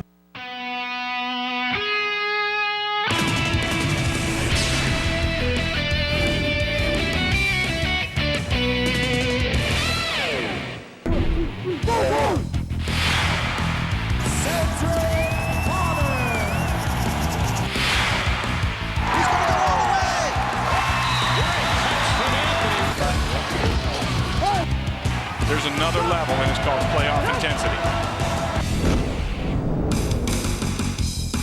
It's the AFL playoffs, and we're live in New York City. Welcome back to 30 Rock. I'm Al Troutwig, along with Michael Irvin and Glenn Parker, and we have to congratulate this audience out there because they are seeing, in fact, are they not, the best of the 3 playoff games right now. By far the best. It's close. It's going back and forth, and both quarterbacks are playing well. Both teams are playing well. And, folks, you have to see what's been going on in the studio. Andy Kelly, the quarterback of Detroit, was lauded by Michael Irvin in the pregame show, only to be pointed out by Glenn that he's thrown 20 interceptions on the year. So Michael had a moment then when Andy Kelly had a touchdown. You guys had something good going there. And then, in fact, this repartee was a little like this game. Yes, it was. Wow, I like that word. I like that. I like that, too. Can't spell it, but... All right, so what do you think about the game so far? Well, I think Grand Rapids is they're playing their game. And, just like you said, if they just hold on, Andy Kelly, he'll throw a couple interceptions in the end. He has the most interceptions in the AFL right now. But talking to Al Luganbill beforehand, if they can just stop one play of Clint Dozell's, that's when he's in a 3rd and long, or when he gets that big play, they're going to win this game. I still think they will. What we're seeing in these playoff games is what we see in most playoff games. The stars of the regular season come out to shine. The Detroit Fury and the Grand Rapids Rampage. This one, talk about big plays. How about back-to-back kickoff returns? Ricky Ross. Now, this is the way you started off. Ricky Ross finding a crease, and he just hits the crease. And, feels only a couple 55 yards wide long, so easy touchdown. Grand Rapids up by 3. Detroit answers. Hey, Jason Kaiser comes here. A bad decision by Andy Kelly, I think. He throws the ball into double coverage, but Jason Kaiser goes up. But that was a grab. Strong hands, grabs it. Great. He makes it a good decision. That's true. That is a grab. You mentioned Clint Dozell, Michael. Here he is, to a man who's caught a touchdown pass now in 16 straight games. Yeah, and we talked about this earlier. I think he's the most underrated player in the AFL. He's a good receiver. He hits Terrell Shaw for the touchdown. 3 very different games today. Detroit 37, Grand Rapids 33, so 70 points in that first half. Dozell, spectacular for his team, and now you have to see if the point production stays the way it is. Sometimes it does, sometimes it doesn't. That's right. I think we've got a great game. It's going back and forth. Detroit. It's interesting. It's interesting, though. All 3 games that we're watching have distinctly different styles and themes. They really do. One is a defensive struggle. I want to know, how is he picking Detroit, and he was killing Andy Kelly? Did I tell you they're going to win, though? Did I not pick them in the pregame? Do I not stand by my pick? Are they not winning at half? That's enough. Okay. Okay. Wow, you go down without a fight. Okay. Let's talk about New York and Chicago. The Dragons getting to play their first ever home playoff game. Both teams 8-8. They both went right down to the wire early on. Chicago making statements. Antonio Chapman here. Great ball by Billy Dick, and throws it right up only where only Antonio Chapman can get this ball. He's a player. He really is. And this is the part you love about playoff football. Big hits. Big hits. Big hits. And you see Leslie Fleshman, my man, he is out before he hits the carpet. William Holder suffered a concussion on that play. And here comes John Moyer, one of the better defensive tackles in this league. It's easy for you to say. Yeah, I know, I'm having a tough time there. But he blindsides Garcia, which results in that fumble. Then Billy Dicken, Cornelius Bonner takes it in for the touchdown. In the first half, it was getting away from New York, but they made one big defensive interception that helped slow things down. Aaron Garcia takes advantage here.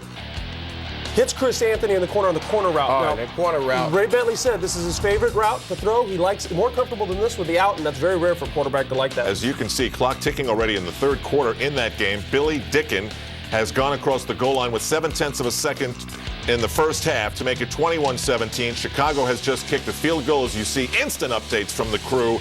24-17 right now. Is what we are. Well, we try to be. We really are. We go to the highlights of Las Vegas and Arizona. We'll see if we can still stay on top of it because we know Las Vegas can't. They fired their defensive coordinator this week. One quarterback started. He was replaced. And then you had Cedric Bonner taking full advantage of a defense that looked lost. Cedric Bonner does what he does all year long and what he's done for so many years in the AFL. Makes the right decision, makes the right throw. Hits Orshawante Bryant right there for the score. The previous one to Ricky Parker. They're up big. Take things to the second quarter, and here's where the trouble begins. We talked about Las Vegas having all kind of problems at quarterback. That's a problem. That's a problem right there. Jay Madonna comes in. They say he has a bad thumb, and it looks like he has a bad thumb on that play. Next possession. Blindsided, another one. A crusher. Oh, man.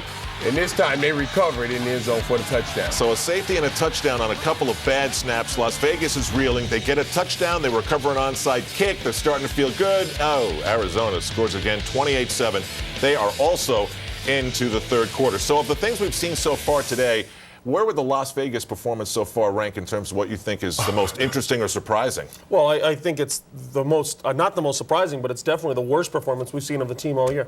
I think the most surprising thing is New York only having 17 points in the third quarter. Well, with the reputation of Garcia, you get the feeling he's going to turn things around a little bit. But I did think that game was getting away from New York. Did you guys agree with that? Yeah, it looked that way. But again, Aaron Garcia, that's why he is the player he is. And with all that experience, he'll keep him in it. All right, so Grand Rapids, Detroit. With one final pick, let's settle things. We're going to cheat a little bit because we're picking at halftime. We've already seen a full half of Rampage Fury football. Your pick is? Grand Rapids.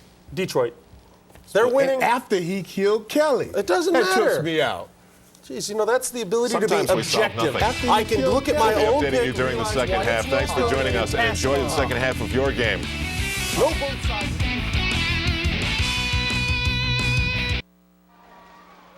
AFL Wild Card Playoffs here on NBC. Detroit 37, Grand Rapids 33. We're at the half. Bill Weber along with John Riggins. We've already seen 70 points scored in this game. Another full half to go. Can they keep it up?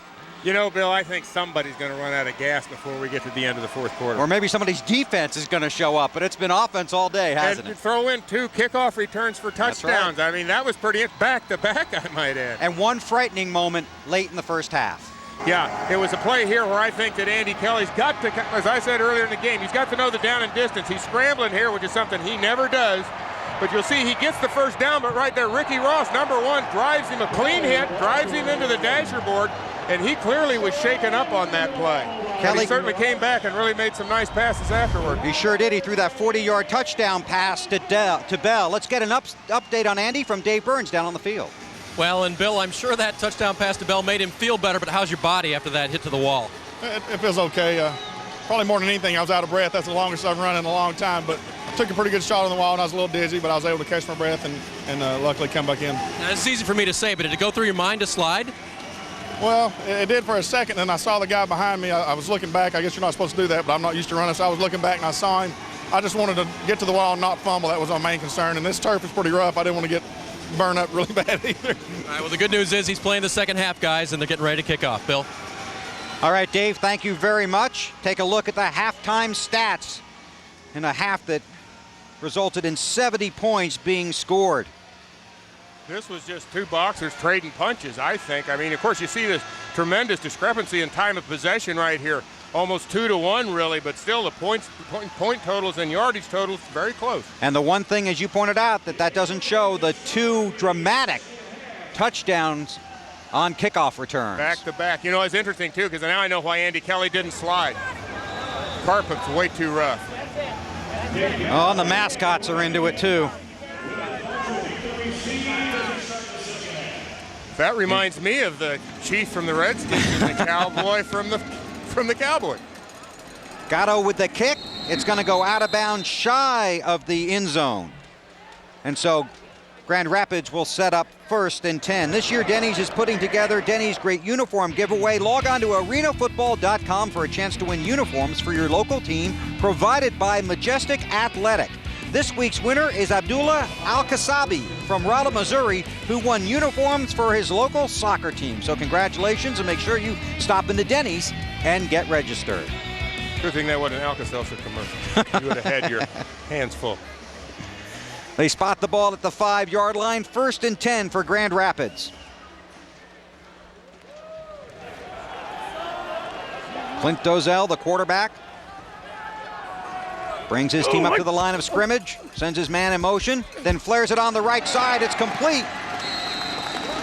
And that's Chris Avery, who this week was named to the All-Ironman team. A 12-yard play, and that'll be a 1st down. You know, that's got to be a special recognition, I think, that when you make the All-Ironman team. Because we were talking now, Luganville, and he's coached in the NFL Europe, and of course in college, and he says these guys, they really go the distance down there. And you know, if you think about it, they are in on every play until they get a little blow on the sidelines, and I'll tell you, that's a lot of running and a lot of hitting. 1st and 10 from the 17-yard line for Grand Rapids. Dozell with the drop. Looks, going long for Shaw. Incomplete. Avery on the All-Ironman team. An update from Dave. Well, Bill, I asked him before the game if he was more proud of his offense or his defense this year, since he gets credit for playing well both ways. He said as a defensive player through college, he's taught to attack. And so this year, he really learned how to relax and let the plays come to him as an offensive player. So he's more proud of his rush attempts this year. Bill? 35 carries, 166 yards in the regular season, and 8 rushing touchdowns. Go, Will. 166 yards, Bill. What's that mean? That's the big guy in the Super Bowl. I noticed that. He got it on 3 less carries.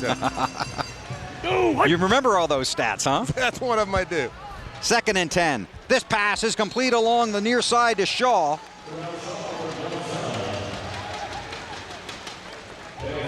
And here is the All-Ironman team, and these are some of the top names around the Arena Football League. I have had the privilege to see 5 out of those guys play right there, and most of these guys as well. These are the real deal. And Briggs is something else, isn't he? He led the league, yeah. I mean, the play he made last week, I think, was just unbelievable. Of course, it was a play that I had talked to Dalzell about. He pats the ball out of his hand right before the half, rolls it into the end zone, and not only knocks the ball out, but goes in and makes a recovery. Big hustler. 1st and 10 for Grand Rapids, just across midfield. Shaw in motion. They're looking for Shaw in the end zone. Touchdown! And I think this one's coming back for an offside. But let's wait and see. A 23-yard scoring play if it stands up. Offside on the defense. That'll be declined. So it is another touchdown pass from that combination of Clint Dalzell to Terrell Shaw. I believe this, yeah, you'll see Shaw just absolutely running free right here. You can't see a defender around him right there. Herman Bell trying to recover and make the play, but it's way, way, way too late. Dalzell was a little bit upset on this past series. I mean, he throws the ball early, his first pass. The ball gets deflected, and he was not happy when he came over on the sideline. Now the point after attempt is up, and it's good. So Grand Rapids strikes early, 12:29 to go in the 3rd quarter, a 26-yard touchdown reception. And Shaw flipping over the lead here in Grand Rapids, 40-37. The AFL on NBC is brought to you by the new Honda Element. Go with it, by Charles Schwab. Join the movement of investors getting a fresh start at Charles Schwab. Call 1-800-4-SCHWAB. By Denny's. Stop by Denny's today and enjoy our great new barbecue meal starting at $6.99. Denny's, a good place to sit and eat. And by Rubbermaid, how life gets organized. 12:25 to go in the third quarter. Ron Carpenter getting ready to receive the kick in a 40-37 game. Don't move away from your screen. Amen, brother. Carpenter waiting for the kick, off the net. Here we go. Tries the middle, looks for a seam, wrapped up across the 10, dragged down about the 13-yard line, a 20-yard return. Let's get an update from Dave. Well, guys, we're talking about Cecil Doggett and whether or not he'd play the second half. Cecil now sits on the sideline. I just spoke with him. He told me that he is likely to come in late in this quarter based on the rotation, the substitution that they plan on. But as far as the rest of the game goes, he said, I'm not going to go the whole way unless we need me, unless we're down and we need my help in this game. So it doesn't look probable that he'll see much time. Thanks, Dave. We'll keep an eye on that. Kelly, 1st and 10. Deep drop, lots of pressure, throws to the side. It's caught by Kaiser, a flag on the play. Grant with the stop. And the officials will sort it all out. I think they're going to call Lamar Grant You number 5. think so, huh? I think, but I mean, I'll be surprised if it's Pass offensive. interference, defense number 5. Penalty is declined. First down. So the call goes against Grant. Decline. First down for Kelly and company, just shy of midfield. Here's the Right play over again. here. You're going to see a little contact as he makes that break. And he's coming back over here, and right there he gets his hands. You see the hands right there. You know, getting back to Doggett, just him being in uniform and on the bench, I think, helps this team. It does, but I think, Bill, they really need him on the field, and it doesn't sound like he's really up for the task. Nash in motion, Kelly looking, throws short, Kaiser at the 15 and is dropped near the first down marker. Grant again on the stop. I got to believe Robert Smith is a little, getting a little bit exasperated. That's the assistant head coach, and I think he's the defensive coordinator, in that they're really not getting much of a pass rush right now. Andy Kelly is getting all kinds of time, and I'm going to tell you, in my opinion, Andy Kelly is very dangerous when you give him that much time. And not only that, his receivers get much more of a chance to run open, and that's what we've seen right so far on this drive, is that Kelly is getting a lot of time to throw the ball. Another first down, Bell in motion. Kelly drops, looks right, flares it off on the right side. It's incomplete over there. That brings up a second down situation. Let's go to New York and find out what's going on elsewhere. Al? Bill, New York and Chicago. Earlier in this game, William Holder left with what was termed a slight concussion. He's on the receiving end of this pass. There was nothing slight about his concussion. And I want to know, what doctor let him back in the game? You know it's playoff football. Chicago just scored 31-24 right now, but that is an amazing return by William Holder. Back to you guys, Bill. Thanks, Al. Some hard hits and a lot of high scoring today. Nash in motion. Kelly drops, throws short, complete to Bell, spins around, got some room, and apparently out of bounds around the 2-yard line. That play was set up very well, I thought, Bill. What they did is they tried to get Nash through all the traffic right there, ran him into one of the defenders, and pushed him down the field, and then they come back underneath and get the ball to Bell. And Bell right catching the ball, and over here he heads around to the sidelines right here. Watch his foot. I think it's got to be. No, yep, there it is, right there. Whoop. Take it easy on that thing, would you? Yeah, I'm getting a little too excited. It's playoff football. That's what can right. I tell you, Bill? I'm getting gung up. First and goal for Detroit. Kelly to throw in the end zone, broken up nicely. Willis Marshall with the breakup.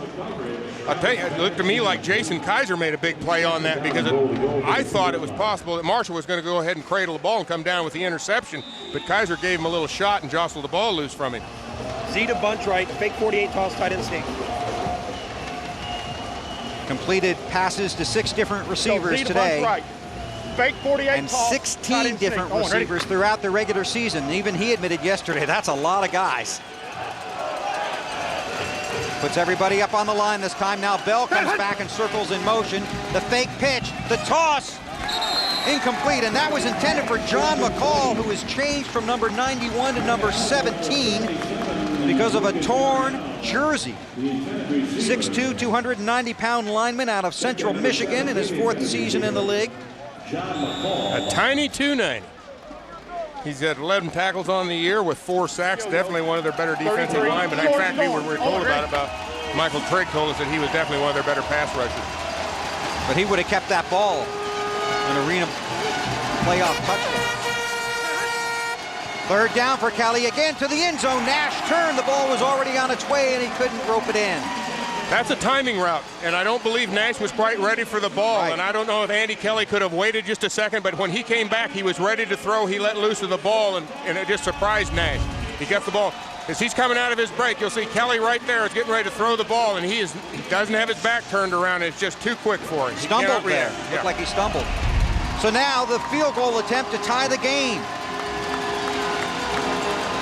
Here's Gatto. An 18-yard attempt.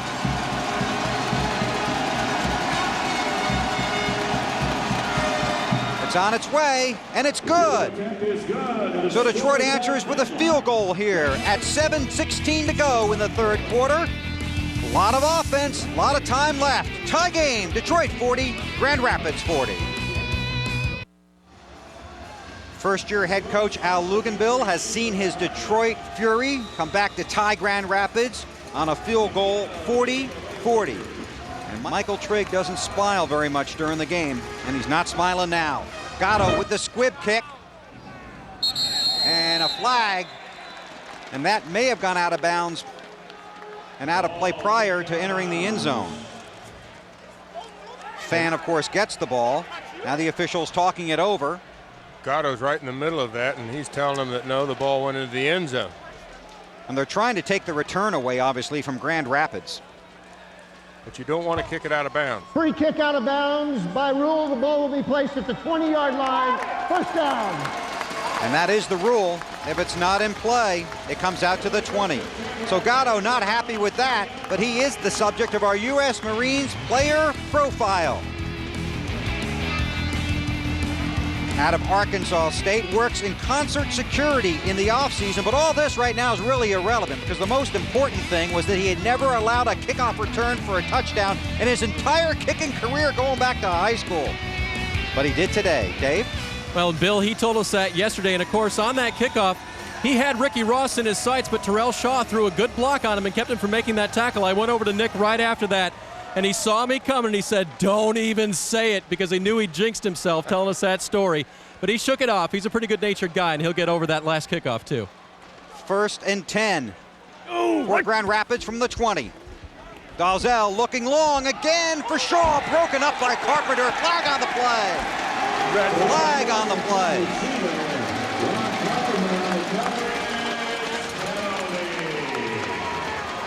And we'll wait for the call. Lucas Yarnell was in that meeting. Defense number 23. 10-yard penalty from the previous spot. Automatic first down. Defensive pass interference, 10-yard penalty, automatic first down. Here it is. Carpenter, right here, back there, you see the hand on the back, and I think that's what that play was called for. I mean, the penalty was called on. Lucas Yarnell was in that meeting when Gatto said he'd never had a kickoff return. And Yarnell said, knock on wood. Didn't help. Must have been a plastic table we were sitting in. 1st and 10 for Grand Rapids. Shaw in motion, run into at the line. The pass is completed to Marshall along the near boards. That'll be 2nd down and 3 situation to Al in New York. Let's get another AFL update. Hey, Bill, twice the best kickoff returner in the AFL after William Holder scored for New York, ran it back. Antonio Chapman for Chicago. Antonio Chapman, as you said, back-to-back, but what he does so well, it's the explosion and then making people miss. How do they kick it to the guy? Everyone in the building knows. Why do they kick it to the guy? But they kicked it to the guy, and Antonio Chapman's been quite a guy. 38-31, Bill. Offense and special teams today, huh? 2nd down, Grand Rapids. For Shaw, get in the end zone. Makes the catch, touchdown, Rampage. They had that route cold, Bill. Just a great route that was run right then by Terrell Shaw. He comes down, he's in the high motion guy, comes down, makes his plan on Carpenter, and he's open all the way. Dalzell sees it, he makes a little move there, then he goes to the corner, and there's nothing Carpenter. You can see him coming in. Well, it wasn't Carpenter, I'm sorry, it was Snell. Right. The famous Kelly Snell coming in, but there was nothing he could do about it. It was just it was a great call, and Dalzell's the one that calls his own play, so I assume he made the call. Goins for the point after. It's up. It's good. Well, the offense continues. Couple of plays, 30 yards, minute 32 off the clock. Clint Dozell to his favorite receiver, Terrell Shaw. Grand Rapids up 47-40. Grand Rapids head coach Michael Trigg 2 years ago took his team to the Arena Bowl championship. Today trying to get a win in the opening round of the AFL playoffs here in 2003. His Rampage up 47-40 here in the third quarter. Goins with the kick. Carpenter waiting for it, but instead it goes below the slack net, out of play. It'll be 1st and 10 from the 5-yard line. And just to put a period on the Terrell Shaw story, we told you earlier in the game he does have a stuttering problem. He got expelled from school once for slugging a teacher because he basically had a temper problem to go along because he was teased all the time about his stuttering problem. He said later in high school he matured, learned he had to live with it. Today he is searching around for a speech pathologist or someone that can help him overcome that stuttering problem. He took basically speech lessons as a kid but hasn't taken any since college. But he does go to a website to try and encourage other people with a stuttering problem to go out and live a normal and active life. Kelly on 1st and 10. It's complete over the middle.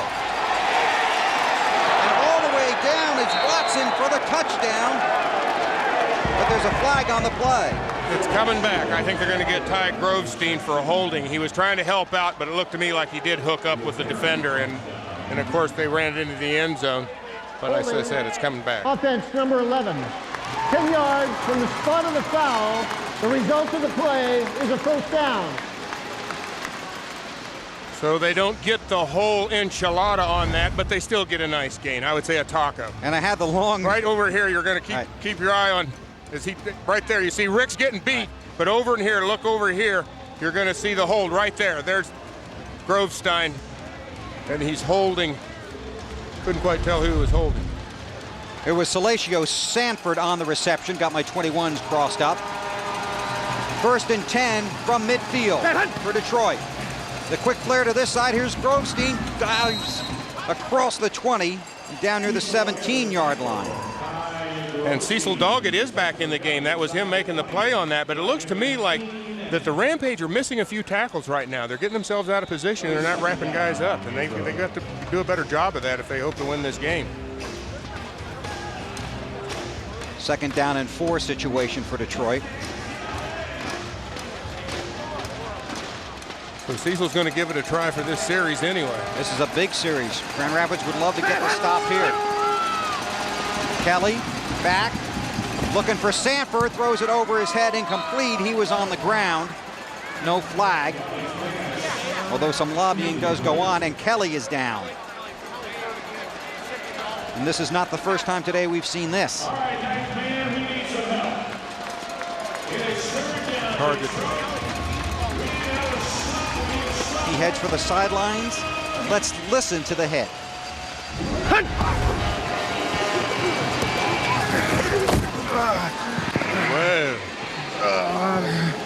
Well, I think that is an internal something, you know, like getting the wind knocked out of it. But clearly, Andy Kelly is one tough guy. Faces 3rd down and 4 here. Just over 2 minutes to go in the third quarter. Kelly lofting it for the end zone to Bell or Grovestein. And how did they rule it? They ruled him out of bounds. He came down out of bounds. It's no touchdown, but it looked like a great play by Ty Grovestein. He goes up, and look at the same time Cecil Doggett goes up for the ball, but he mistimes it. And Grovestein, being a taller player, comes down with the football, but he's on the out of bounds marker. No TD. And Doggett with the good defensive play was right there. Watch You'll see the right feet. down in here. You're going to see his feet. It's hard because they're going to come down right there. There it was, out of bounds. Doggett mistimes it a little bit. Actually, it was a great play by Grovestein, but he had to be a little bit more aware of where his feet were. Well, and Doggett knew the boards were there too, so that's the 9th defender. So now a 4th down situation for Detroit. 4th and 4. Kelly again lofting it for the end zone. Caught by Nash, but out of bounds, out of the end zone. There's a flag on the play.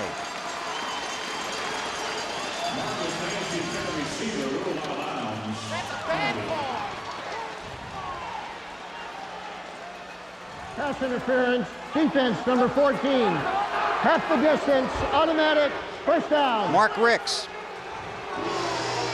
Ricks can't believe it. Very late on this pass route.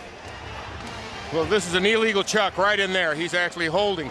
But it looked to me like right before he goes out of bounds over in here in the end zone, right there. He doesn't know where the ball is. He's making contact with the receiver, driving him out of bounds. And it was actually the line judge, I believe, that actually saw that. It wasn't the back judge because he was out of position, I think. It's a 10-yard penalty, makes it 1st and goal from Detroit. Now remember, that was a 4th down play. So that's a huge penalty.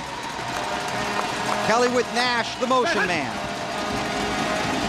Got some time. Loss for Nash in the end zone. Incomplete. Nobody there. The timing pattern. Nash seems to be very aware of the boards. He's one of the, I have to say, one of the few receivers I've watched this year that actually is conscious of where those boards are all the time. He pulled up a little bit on that. I mean, everybody's got to make up, come to grips with it on their own terms as to how far they want to push it. But he clearly is very sensitive, I think, to those boards. What did he say yesterday, that the walls don't move? The walls do not move. 7th play of the drive coming up.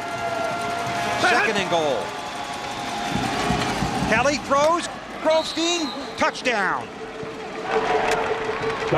So Detroit answers back as the clock ticks toward the end of the 3rd quarter. A 9-yard touchdown pass.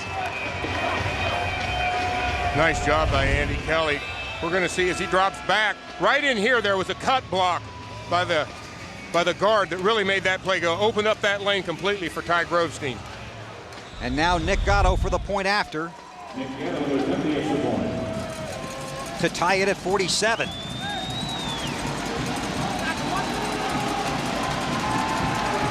Seven plays, 45 yards, a 4:19 off the clock, and the point after is good. So we picked up right where we left off at halftime, an explosive 3rd quarter for the offense. That's the end of the 3rd quarter with the score Detroit 47, Grand Rapids 47. 15 more minutes to play. Michael Trigg and his team trying to advance to the 2nd round of the playoffs in the Arena Football League. We'll be right back after these words from your local station. You're watching the AFL on NBC. This copyrighted telecast of the Arena Football League may not be retransmitted, rebroadcast, or reproduced without the express written permission of the AFL and NBC.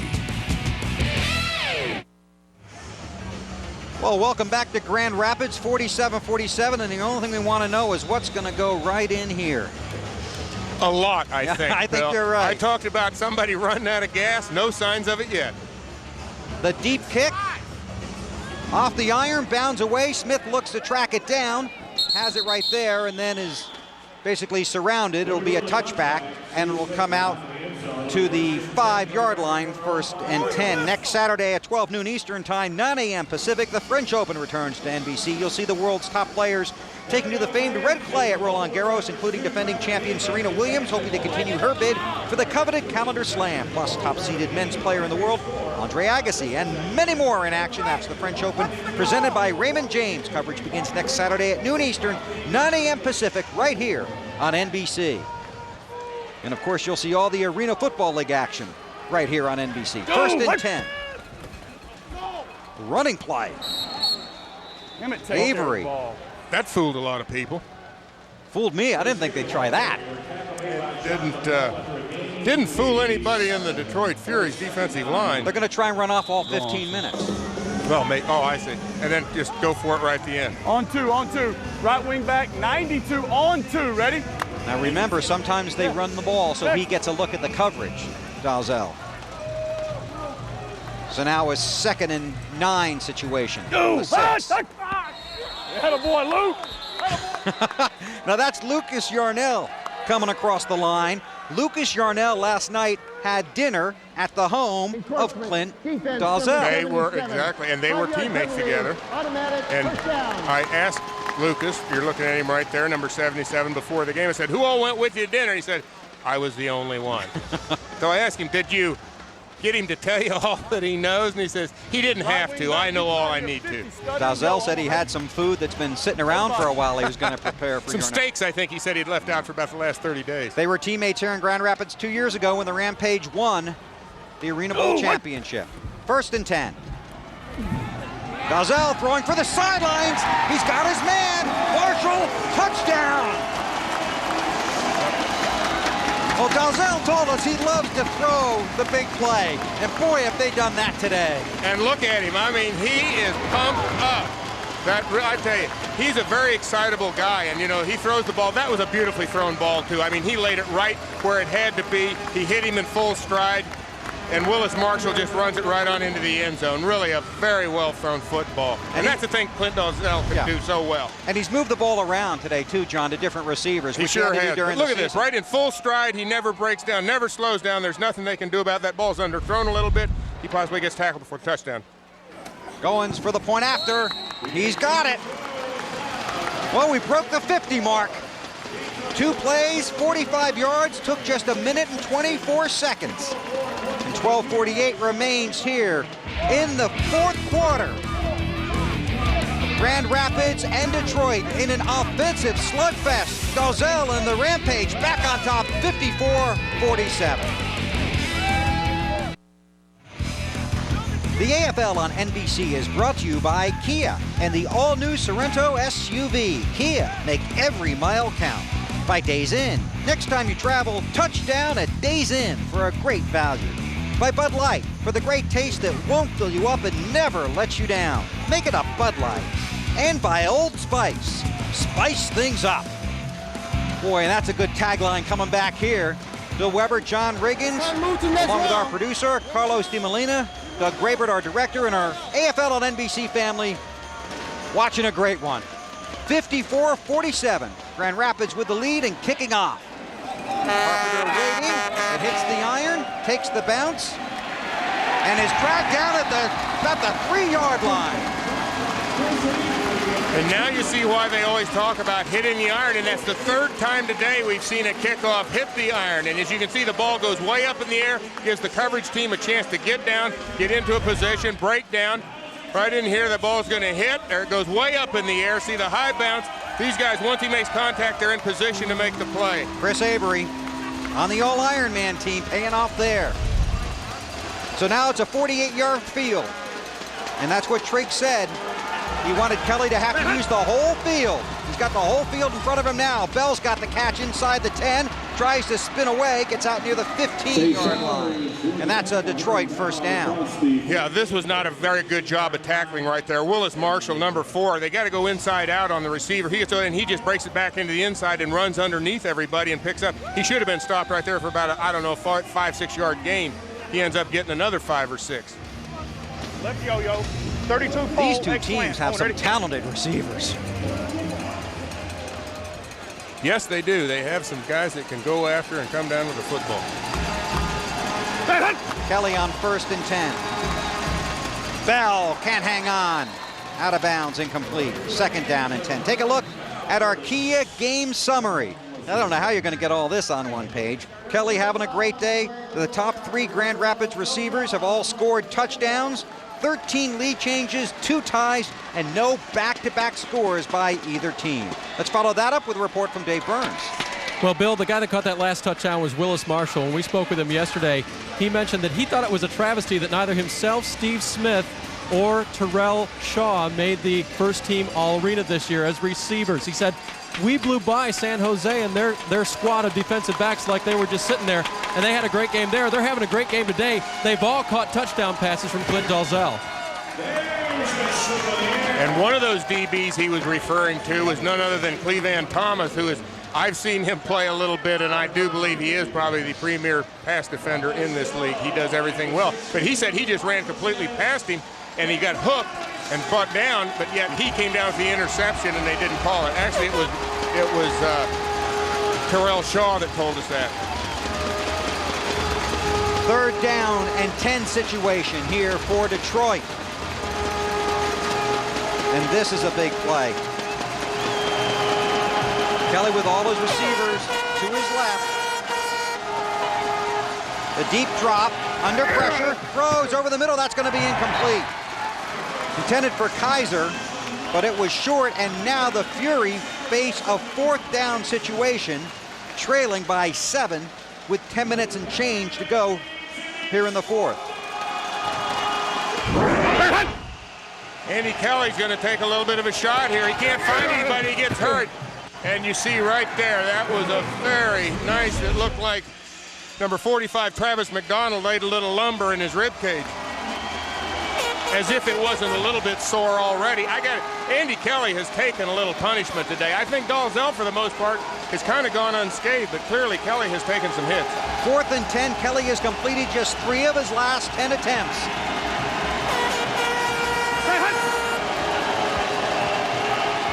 Got some time. Throwing for the sidelines for Nash. Incomplete, but a flag on the play. Mark Ricks on the coverage, and he might be flagged for another pass interference call. Good coverage, Mark. That's a bad call.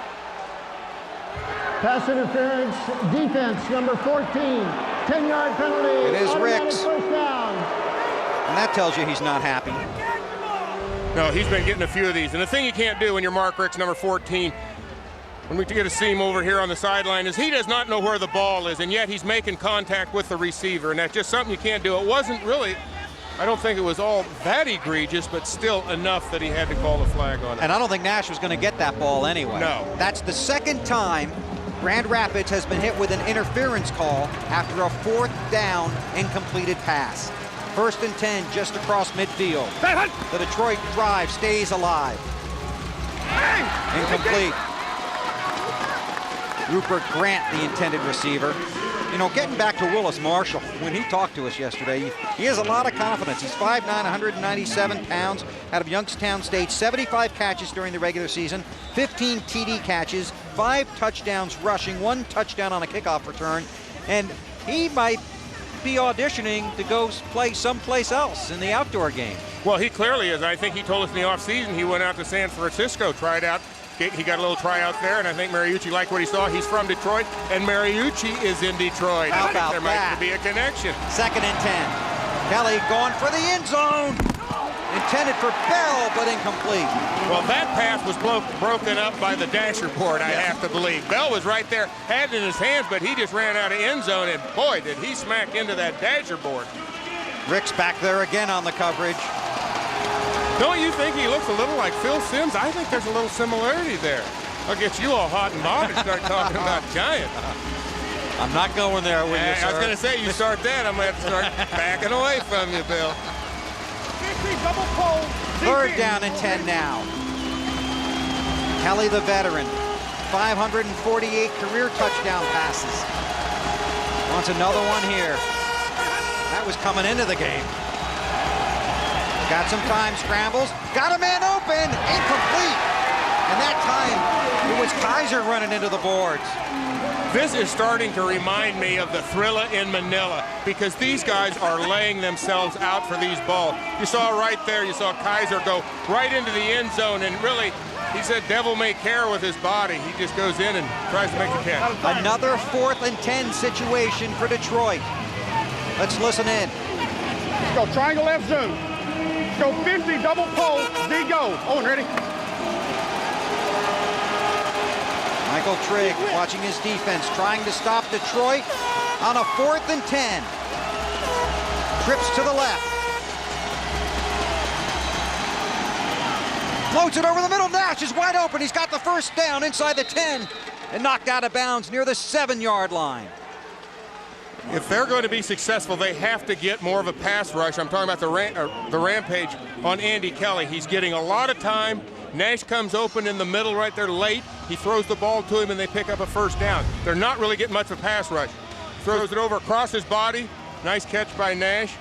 And just gets the ball, and then he's just driven out of bounds by Lamar, number 5. Number 1 draft choice of the Denver Broncos. Has a Super Bowl ring from playing with Denver and from Baltimore. Now making the adjustment to the Arena Football League and doing it quite well. 1st and goal. Kelly looking to equalize the score, but it's incomplete. Broken up by Showers. I don't know if they had that play called, but it looked to me, I was watching number 82. Let's quickly get an update from Al in New York. Al, what's up? Exciting stuff for the New York Dragons. They're trying to come back a lot like Detroit is in your game, Bill, and they're doing it, no surprise, on the arm of Aaron Garcia. On the arm of Aaron Garcia, and right now, some of the protection he received on this play, he had all day to find Doxson running along the end line. Great pass, zipped it in. They're coming back. And they just put an extra 2 points on the board to tie the game, Bill. Thanks, Al. Second and goal here, but an incomplete pass intended for Bell, and that'll bring up a third down situation. And this will be the 11th play of the drive. This is getting more and more like the outdoor game, except for the score. I don't think we see too many games like this. You play in any 54-47 thrillers? Yes, I did. You know what? At that time, it was in Baltimore. Johnny Unitas against Joe Namath. They both had over 400 yards of passing, and I believe the score was in the low 50s. Third and goal. Detroit trying to tie it inside of 5 minutes to go in regulation. Kelly, under pressure, dumps it off, throws it away. The fans fight for it. It'll be fourth down. The third fourth down Detroit has faced on this drive.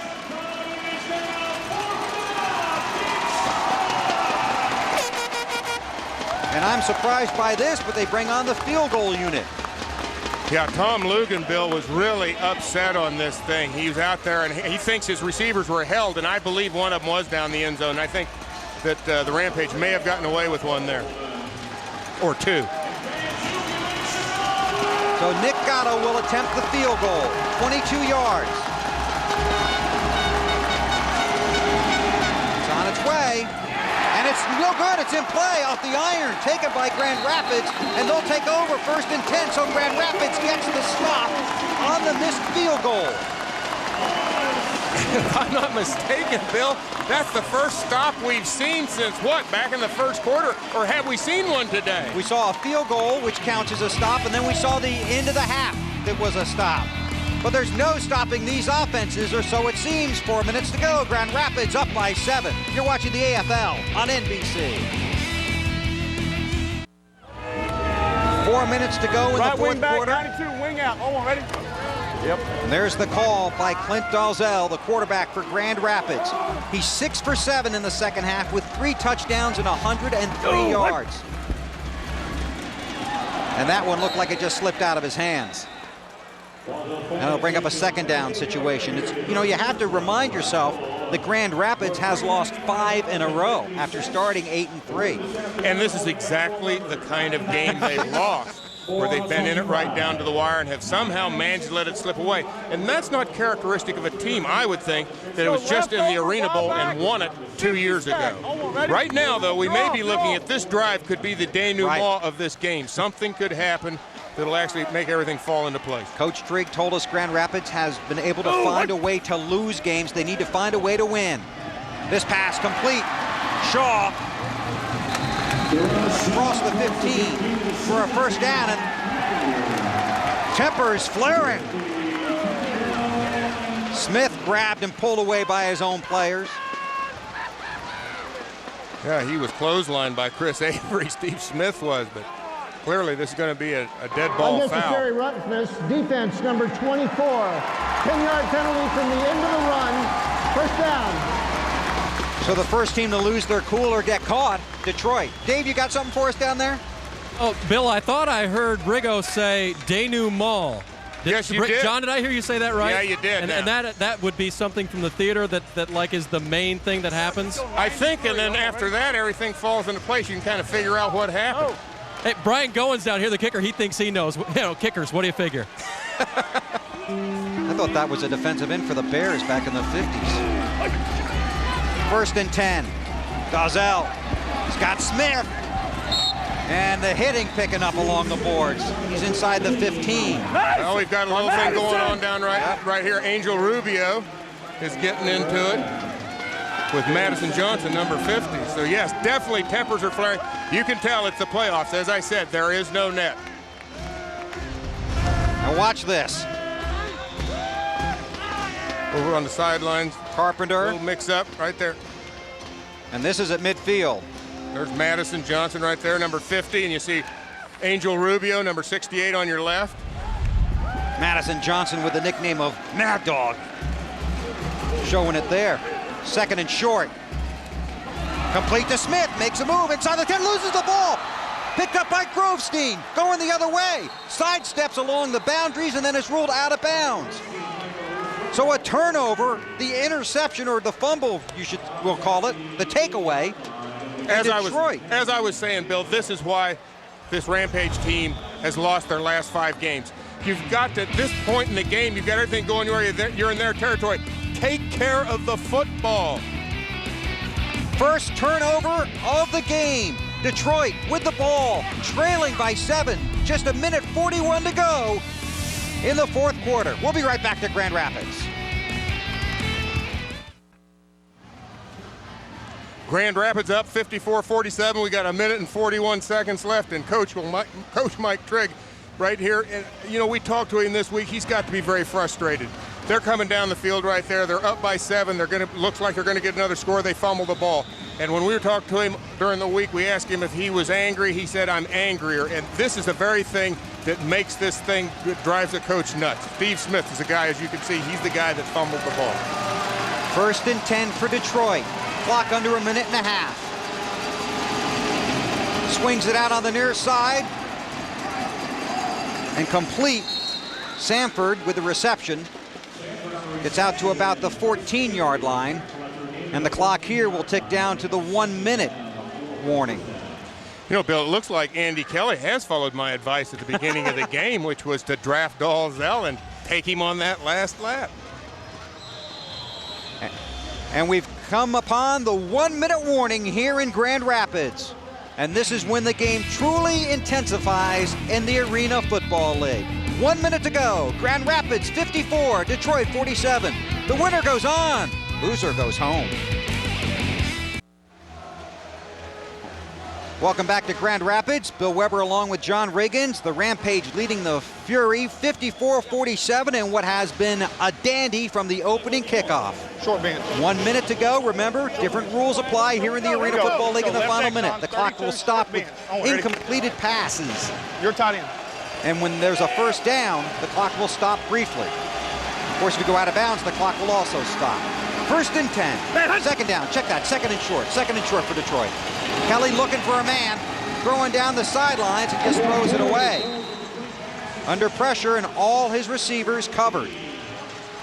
First time, actually, they got some fairly good pressure on Kelly, and yet the receivers had the defenders had everybody covered, so he has to throw the ball out of bounds. Now he's got 2 more shots.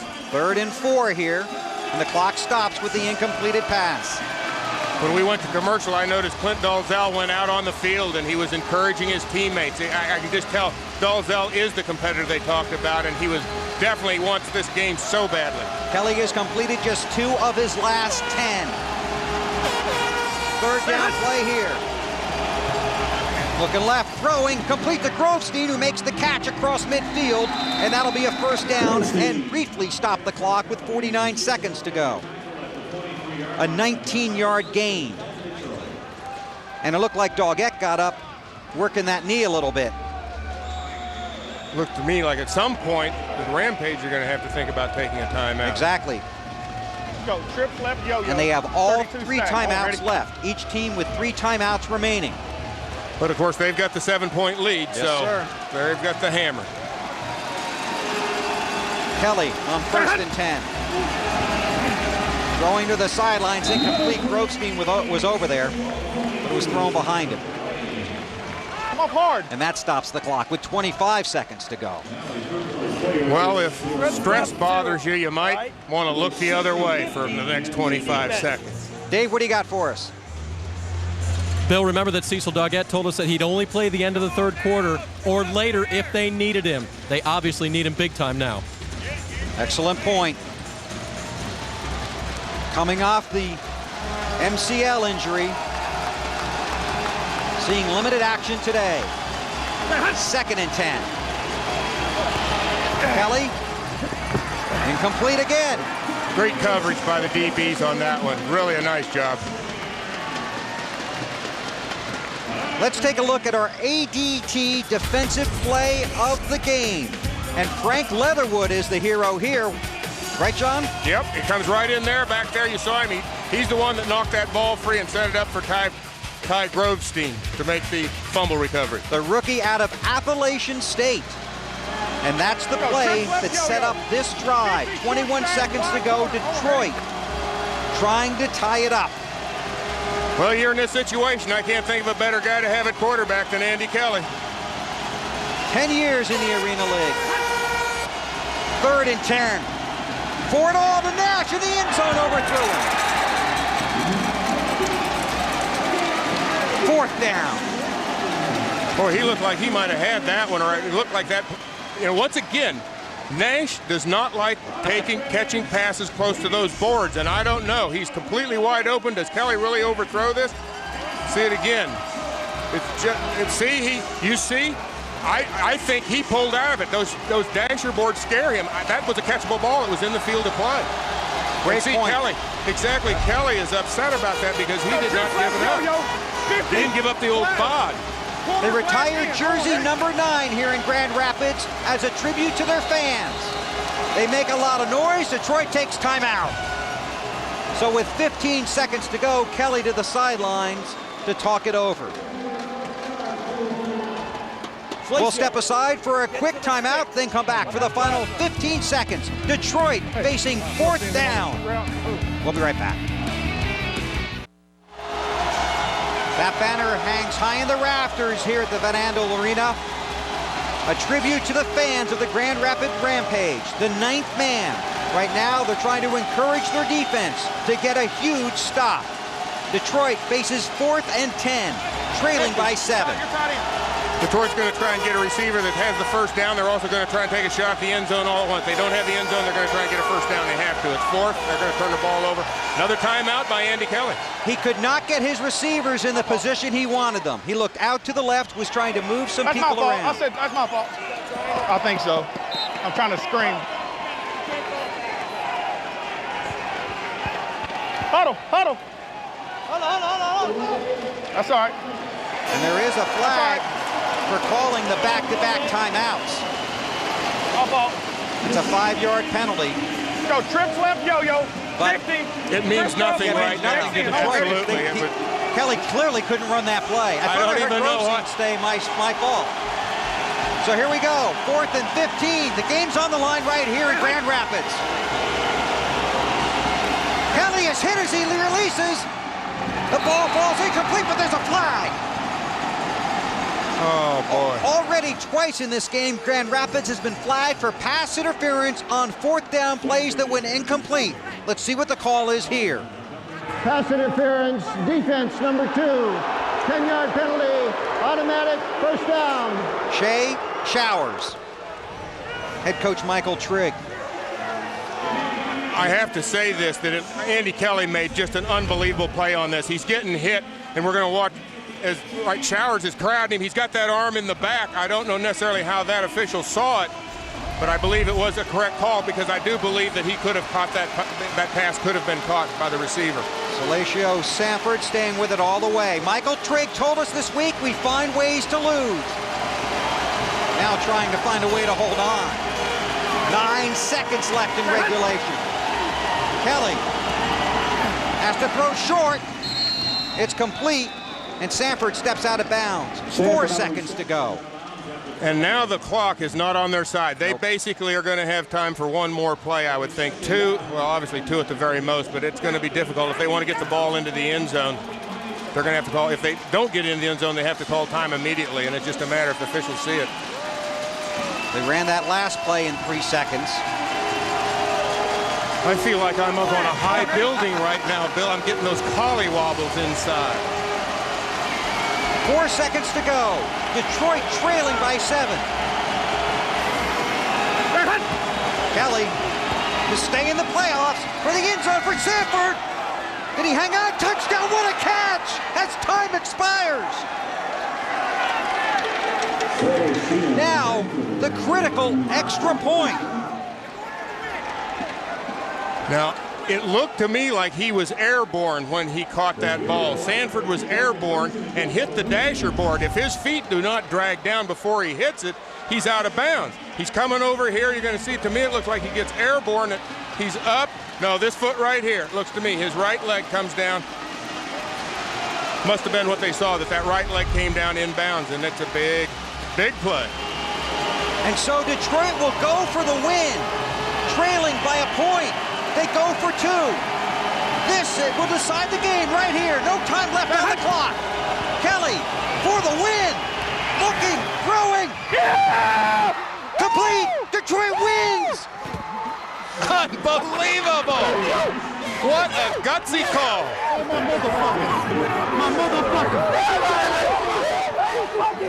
Al Luganbill has just absolutely thrilled his team. Nice job, AJ. Lucas Yarnell, they can't believe it. What an upset. I tell you, to me, this is a major upset.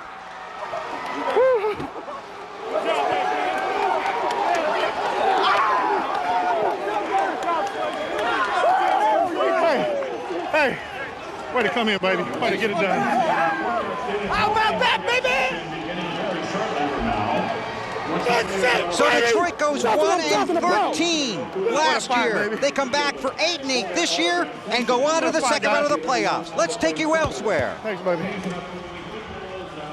Tennessee defeats 7. This game was so over, folks. If you didn't see this game, Andy Kelly, who's one of the all-time passers in AFL history, has one of the worst possessions of his career. He couldn't put the ball on anybody's target. And then you watch them go for 2. What a great gamble that is. Hey, you know what the old saying is? If you're on the road, you go for the win. And I mean, it takes some courage to do that, even though it is the old saying. It was just a great game. A lot of guts by Al Luganbill to go for that. 2 amazing finishes. The New York Dragons move on. So do the Detroit Fury. The Dragons on a 30-yard field goal by Ian Howfield as time expires. But the man who put them in position for that kick is with Marty Snyder. Marty? Al, an amazing week in the AFL. Aaron Garcia, how did you guys not get down on yourself when Antonio Chapman returned those 2 touchdowns back? Well, you know, we talked about it at halftime. This is the type of year we've had. We've been down all year. We've had to fight our way back from the bottom, and we just believed in each other. We went in there and we came out, and we knew we were going to have problems. There's ups and downs in life. There's ups and downs in this game, and I just can't say enough about this team and these fans for sticking with it. What was the difference in the second half, specifically the fourth quarter for your offense, Aaron? Well, I think the big thing, you know, Will Holder had a tremendous night. He came out here, played with a concussion that he suffered early in the game, and they couldn't stop him. And then the other receivers, you know, they did a great job. The line blocked well. I mean, it was just a team effort all the way around. 9-2 in your last 11 games. Can this team make it all the way to the Arena Bowl? Well, if you watch this game today and you don't think we have that potential, then something's wrong. Because, like I said, we're not going anywhere. We're going to keep fighting until they carry us out of here. The great leader of the New York Dragons has taken them to the second round, Al. And Marty, you can tell the type of player and leader that Aaron Garcia is in the huddle just from that last answer. So definitive about what he thinks this team is capable of. What about those words? Are they good enough to go to the Arena Bowl? Hey, when you got a guy like Aaron Garcia, anything is possible. He's a great quarterback, and he's a great leader. I think that's right. With him and with the coach, the thing things are going, they can do it. It is amazing to me, and it's one of the things you have to accept when you're an AFL fan, that you might be rooting for a player who could leave in the middle of the season, like Mike Furry did. That Todd Shell and the management of that team could find, well, in this case, it looks like 3 men to replace Mike Furry and get to this point. It's pretty impressive. It really is. Gross has come up, William Holder, they've really come up, filled some shoes, and are playing just spectacularly right now. Holder had a big day, real big day. One heart that's got to be pumping pretty rapidly right now is the quarterback of Detroit, Andy Kelly. He's with Dave Burns. Dave?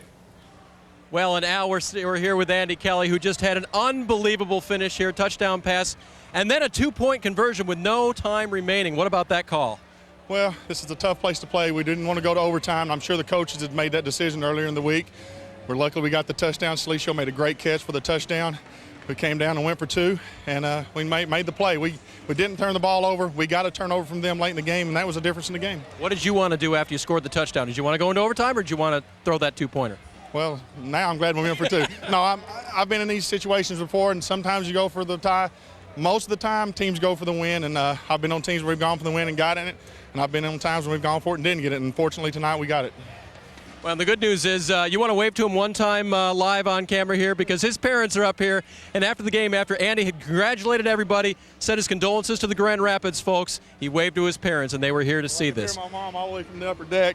All right, they're up in the nosebleed section. Hey, we got to get them better seats next year. Let's go to Marty Snyder. Well, Dave, here in New York, Todd Shell brings his New York Dragons into the second round. Let's talk about going for that kick. I know you wanted to score a touchdown, but were you worried about putting on the foot of Ian Howfield? No, I wasn't worried at all on his foot and kicking field goals. He's been tremendous for us since we got him. I was a little upset with him on the kickoffs earlier in the deal, but you know, he got it done for us, and we needed to.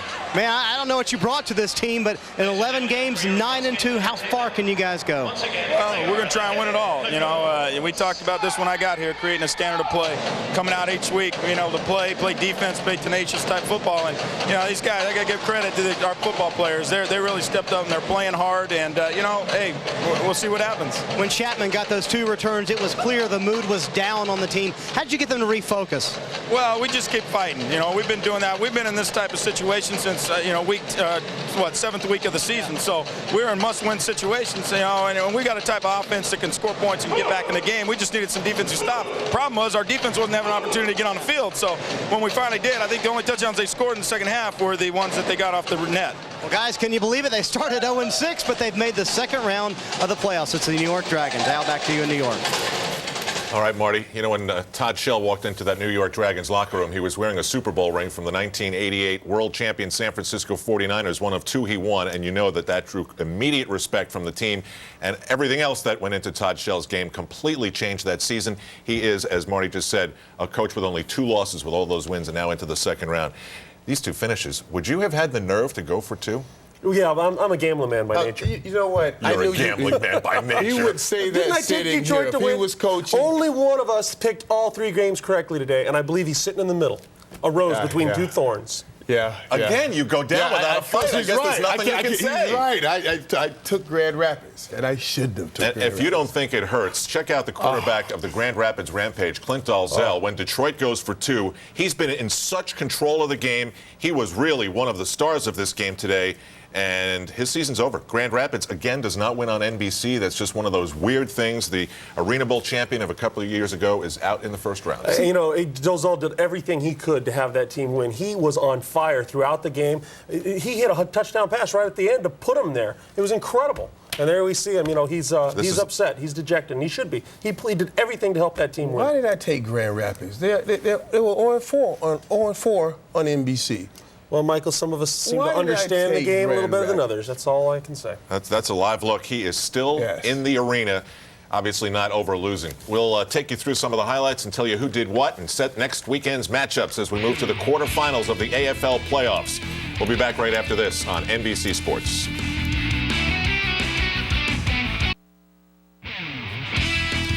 A home team dealing with dejection. The game was locked up. A late penalty gave Detroit a second opportunity, and Andy Kelly, one of the all-time quarterbacks in AFL history, put it in the end zone and then went for 2 points and won. Look at the time he had. Oh, what a play. He put it in a tight spot, but he found him. Was that a good call, guys? I was distracted by the Dragons game. Was it a good call that gave them that extra chance or not? Well, yes, it was definitely interference. It was a good call. Tough to have it happen on the last play like that and to give a team another chance, but it was a good call. So Detroit will be taking on Tampa Bay, and now all the teams that had wild card weeks off are going to get into the fray. Here are the matchups as we see them. We'll take a look at first Saturday's coverage. We're going to have Georgia and San Jose, Detroit and Tampa Bay, then New York at Orlando, one of the toughest places to win in the league, and Arizona at Los Angeles. That's going to be a good one to watch. They played twice during the regular season and split. Who got a good deal? Who got a raw deal? Well, I would have to say New York got the raw deal, having to go to Orlando. Georgia has already beaten San Jose, so they know they can play with them. LA and Arizona, they split, so that's a pretty good matchup. But I really think New York having to go to Orlando is a tough deal. Again, 2 major questions to me. Why Chicago didn't try and stop the clock in that final minute, why they go for the fumble, a lot of questions. And then Michael Holder of the New York Dragons gets a concussion, comes back and scores twice. Well, maybe I think 3 times. 3 times. Yeah, amazing. He had a great game. And I mean, maybe he should get a concussion every week if he can come back and play like that. And, of course, Michael Holder's performance for the New York Dragons set the stage for Aaron Garcia to get the kicker for the Dragons, Ian Howfield, into position and close enough, 30 yards. Oh, boy. And close enough to the left-hand side. That. And, you have to figure that factoring into this, what do I do? Do I ride Aaron Garcia's arm or do I trust Ian Howfield's leg? This is a kicker who had kicked a 47-yard field goal earlier in the game. I think that had a factor into this. Yeah, when they talked to Todd Shell after the game, he was very up. You could tell he knew his kicker had a good game, he had all the confidence in the world in his kicker. All right, if you'd like to know a little bit about the special relationship between the players and the fans in Grand Rapids, in fact, you see it all over the place. Players stay all the time after games to sign autographs, but this is after the most devastating loss that these guys have experienced in quite some time. And they're sticking around, sitting at the table with the fans all lined up to get something signed. And it's a loss today for Grand Rapids. I tell you, that guy's a man right there. That takes a lot. There's the leader of the team. There he is. But you know what? That's why the fans love this game, and that's why it's exploding, because these guys do this. They take the time. They show great personality and just. They're better than I am, because I take losing real hard, and there's no way I could sit out there after that. All right, guys, 16 teams down to 8. Thanks for joining us here on NBC. Next Saturday and Sunday at 3 Eastern, noon Pacific, the drive to Arena Bowl 17 continues on NBC with the quarterfinal round. Georgia, San Jose, Detroit, Tampa Bay next Saturday at 3 Eastern. New York and Orlando, Arizona and Los Angeles next Sunday at 3 Eastern time. And coming up tonight, beginning at 7, 6 Central on NBC, it's 100 years of hope and humor, followed by back-to-back episodes of Law and Order, Criminal Intent. Well, all season long, we talked about how an Arena Football League game is never a loss until the final buzzer sings. More evidence today, as 2 games sent 2 teams to the next round of the playoffs, and everything came down to one final play. In New York, it was a kick from 30 yards. In Grand Rapids, it was a 2-point conversion that broke thousands of hearts. With Michael Irvin and Glenn Parker, for Sam Flood, John Gilmartin, Carol Larson, and Jamie Horowitz, I'm Al Troutwig. See you next week.